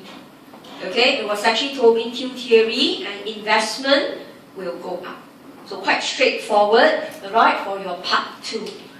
Okay, part 3, depreciation rates. Okay, this is clear cut. Okay, depreciation rate will only appear in neoclassical. You don't see it in the Keynes, in the accelerator model or the Tobin-Q. Right, so the answer to this question is not difficult. So let's quickly just look at the outline. Okay, so same thing. Okay, in part 3, you are given depreciation rate goes up. But if you actually look at your RC, it was actually delta plus RPKT plus change in PKT plus 1. So you better assume, alright, R is constant, PKT is constant, change in PKT plus 1 is constant. Alright, so therefore, this tells you RC increases. Right, so make sure you state your assumptions. So by now you could see, how do you state your assumptions? Equations are useful. If one of your variables in the equations change, you assume the rest are unchanged, which is the cost of the machine, interest rate times the price, right, and the variation price, your resale price. So you assume all of them unchanged. Okay, so graphically, you would again draw your MEC curve with point A, RC1 equals R1, and you have your K star 1. Okay, so in this case, you are still at K star 1, your cost went up, so you actually projected up. You can call this point B, and you get your R2. So this is your step 1. So you don't go and shift the curve, alright? Only your cost goes up. So if you want to, you can draw straight line for your RC. Okay, you can draw straight line for your RC. So there's a RC1 here, then there's a RC2. Okay, so the cost actually goes up. So this is your step 2. Compare cost and benefit. Very clearly, cost exceeded benefit, K drops. So you reduce your K, this is your step 4, MPK will go up. Alright, and the cost is still the same. So you will stop at point, let's call this point D, which is your step 5. Bring it down, this is your K star 2, this is your step 6. So K drops. Okay, therefore investment drops. 2 marks. Alright, so nothing high level, just make sure, alright, you don't go and shift the MEC line. You should shift the cost line upwards with the assumption the other costs are unchanged. And therefore, alright, the firms make a decision and cut back the gain. Okay, not a difficult question, alright, but if you want to score well, remember, include in your assumptions and draw your diagrams. Remember, in your answers, don't put the numbering. The numbering can look very messy. So the numbering is for me to guide you how we write out the analysis in a very systematic manner. So question says, describe how. So you should not say A to D, it's wrong. We have to systematically go from A to B, then A to D. Alright, and talk about the process. Okay, that's part 3. Now let's look at part 4, very tricky. Alright, we are given future price goes up. PKT plus 1 goes up. Okay, now the wrong approach, okay, was student says without theory, right? The student did not state any theory. The student just say firms will buy more now, okay, as it's cheaper. So if you actually do that, you can realize the examiner is ready to fail you. First, the question already says state your theories and describe how. But if this is your answer, you're saying that a logical firm, knowing that future price goes up, they will buy more now because it's cheaper. So can you see when your answer is one that is lacking in planning, never think through about the theories, one that doesn't read exam question and ignore it, the examiner will not say, oh, the answer is still correct, buy more now, and give you 1 mark. It won't happen. Right? Examiner is marking for your approach and your processes. Okay, so you cannot do this, but instead, if PKT plus 1 goes up, it means you incur actually smaller losses from reselling. Okay? So if you are not familiar, you can give yourself a numerical example. When you bought the machine, it was $10,000. Alright, future price PKT plus 1 was 9,000. So you incur a loss of 1,000. So you add to your RC. Right, $1,000 included in your RC. But now the question says PKT plus 1 goes up. So you can use a numerical example and you call it P prime KT plus 1. Right, so price went up.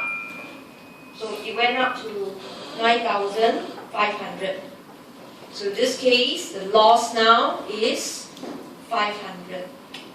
Alright, so in other words, your RC, previously you add 1,000, now you only add 500. So your RC drops. Okay, alright, so your RC drops. So you are using neoclassical, but you cannot write something that is overly superficial. The theory is neoclassical, RC drops. Okay, then of course the assumption is your interest rate, your price of capital, your depreciation unchanged. Same as part 3. Okay, alright, so looking at this statement, price of capital goods expected to rise in the future. Some students, they got very lost. Alright, but if you actually look through your 4 theories, cannot be stock prices, cannot be the first 2, which is about GDP, the Y, and interest rates. So it can only be neoclassical and affecting RC, which is the change in PKT plus 1. Your resale price went up. Okay, so you incur a smaller losses and your RC drops. So you can put in a numerical example to enhance your answer in case you don't know what to say. So you show the examiner now from the resale of the capital, you incur a smaller loss. Okay, then of course, draw in the diagram.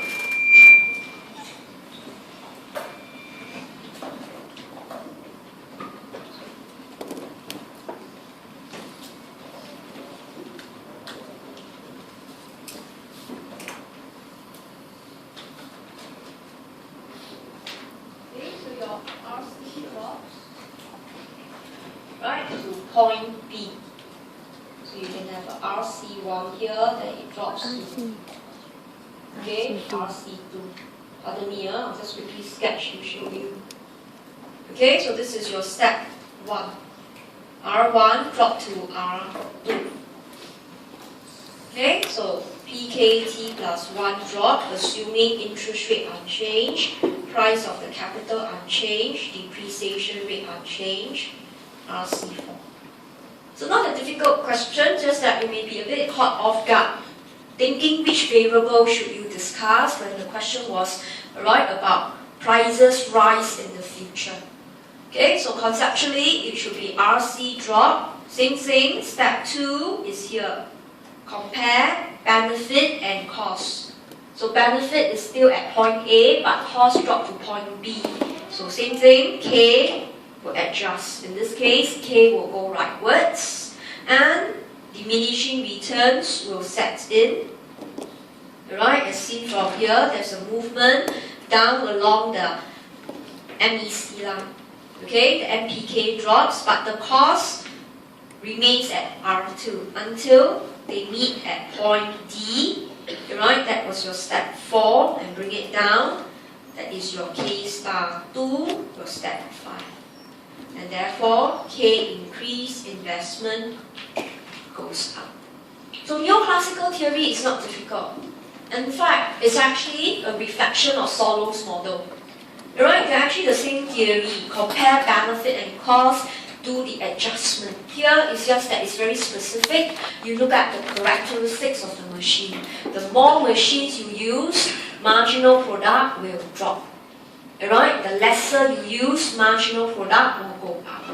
Compared to the Solo's model. Solo's model don't go too much into MPK. Just compare benefit and cost and output. Okay, so that was part 4. Okay, so be very careful. This became a very popular questions in the exam. And a lot of students, they did, I mentioned, the wrong approach. See, the answer to the wrong approach was correct. Firms will buy more. But you are not using the theory and you are not describing the process. But with a careful application of neoclassical theory, reflecting cost drop, K went up. So the answer was the same. Firms will buy more. Not because it's cheaper, right? But more so because of neoclassical theory, comparing benefit and cost. And adjustment took place. Right? So consumption theory for long question in section B, they are not very difficult. Okay? They're actually not very difficult, but it's very time consuming. If you don't plan your time management well, imagine this is only 7 marks, okay, and you need to use only 10 to 15 minutes. So imagine if each question you took 10 minutes times 4 is already 40 minutes. You gross. So if the individual can borrow and lend at different rates of interest. So it's a fairly difficult question. Alright, so I pretend that government is the borrower because government issue bonds, alright, say at 2%. So typically you should know, alright, you must save 2% to pay for future taxes. So you assume you put your money away, it will accumulate a 2% payment. But if savings rate was lower, you put money in the bank, but the amount was much lower, then you end up, you have to save a bigger principal amount. So consumption typically should be unchanged, but now consumption will drop. Alright, because you have to stuff away more money to actually earn the interest rate that is equivalent to the interest rate for bonds. So you can see, alright, when question gets difficult, it is always in part C, okay, and it just wants you to think deeper about the theory. Okay, then of course I gave another example. Conversely, alright, if savings rate is higher, government's bond is 2%, you're supposed to accumulate 2% interest to pay back the tax. But if now your savings rate is higher at 4%, then the amount you need to save is lesser. So therefore, consumption can rise. So REP says consumption should be unchanged. But now, if different interest rate, consumption, alright, can go up, can go down. So not a long answer, but clearly it must be a thinking answer. So far when we discuss RBB, we just say household must save, that's all. We didn't really think about the exact amount he saves.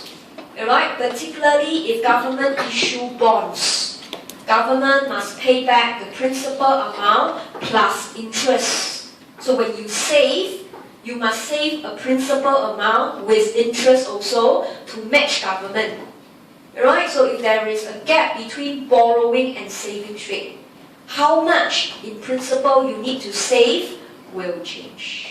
So is this really a killer question? Answer is yes, it is. But will you fail in the entire 20-mark question?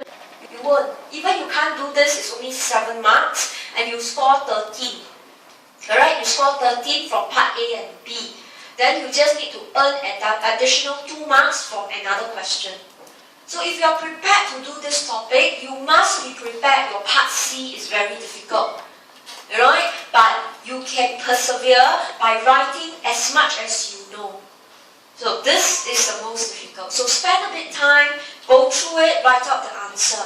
And you can see part C answer is always a thinking answer. Right? You are always digging deeper into the model. So interest rates can differ. Okay, so these are prelim questions, right? And of course I put in other questions just to show you, okay, for the past few years, what is the different kind of question that appear. Okay, so this set of answer outline is on my Google Drive.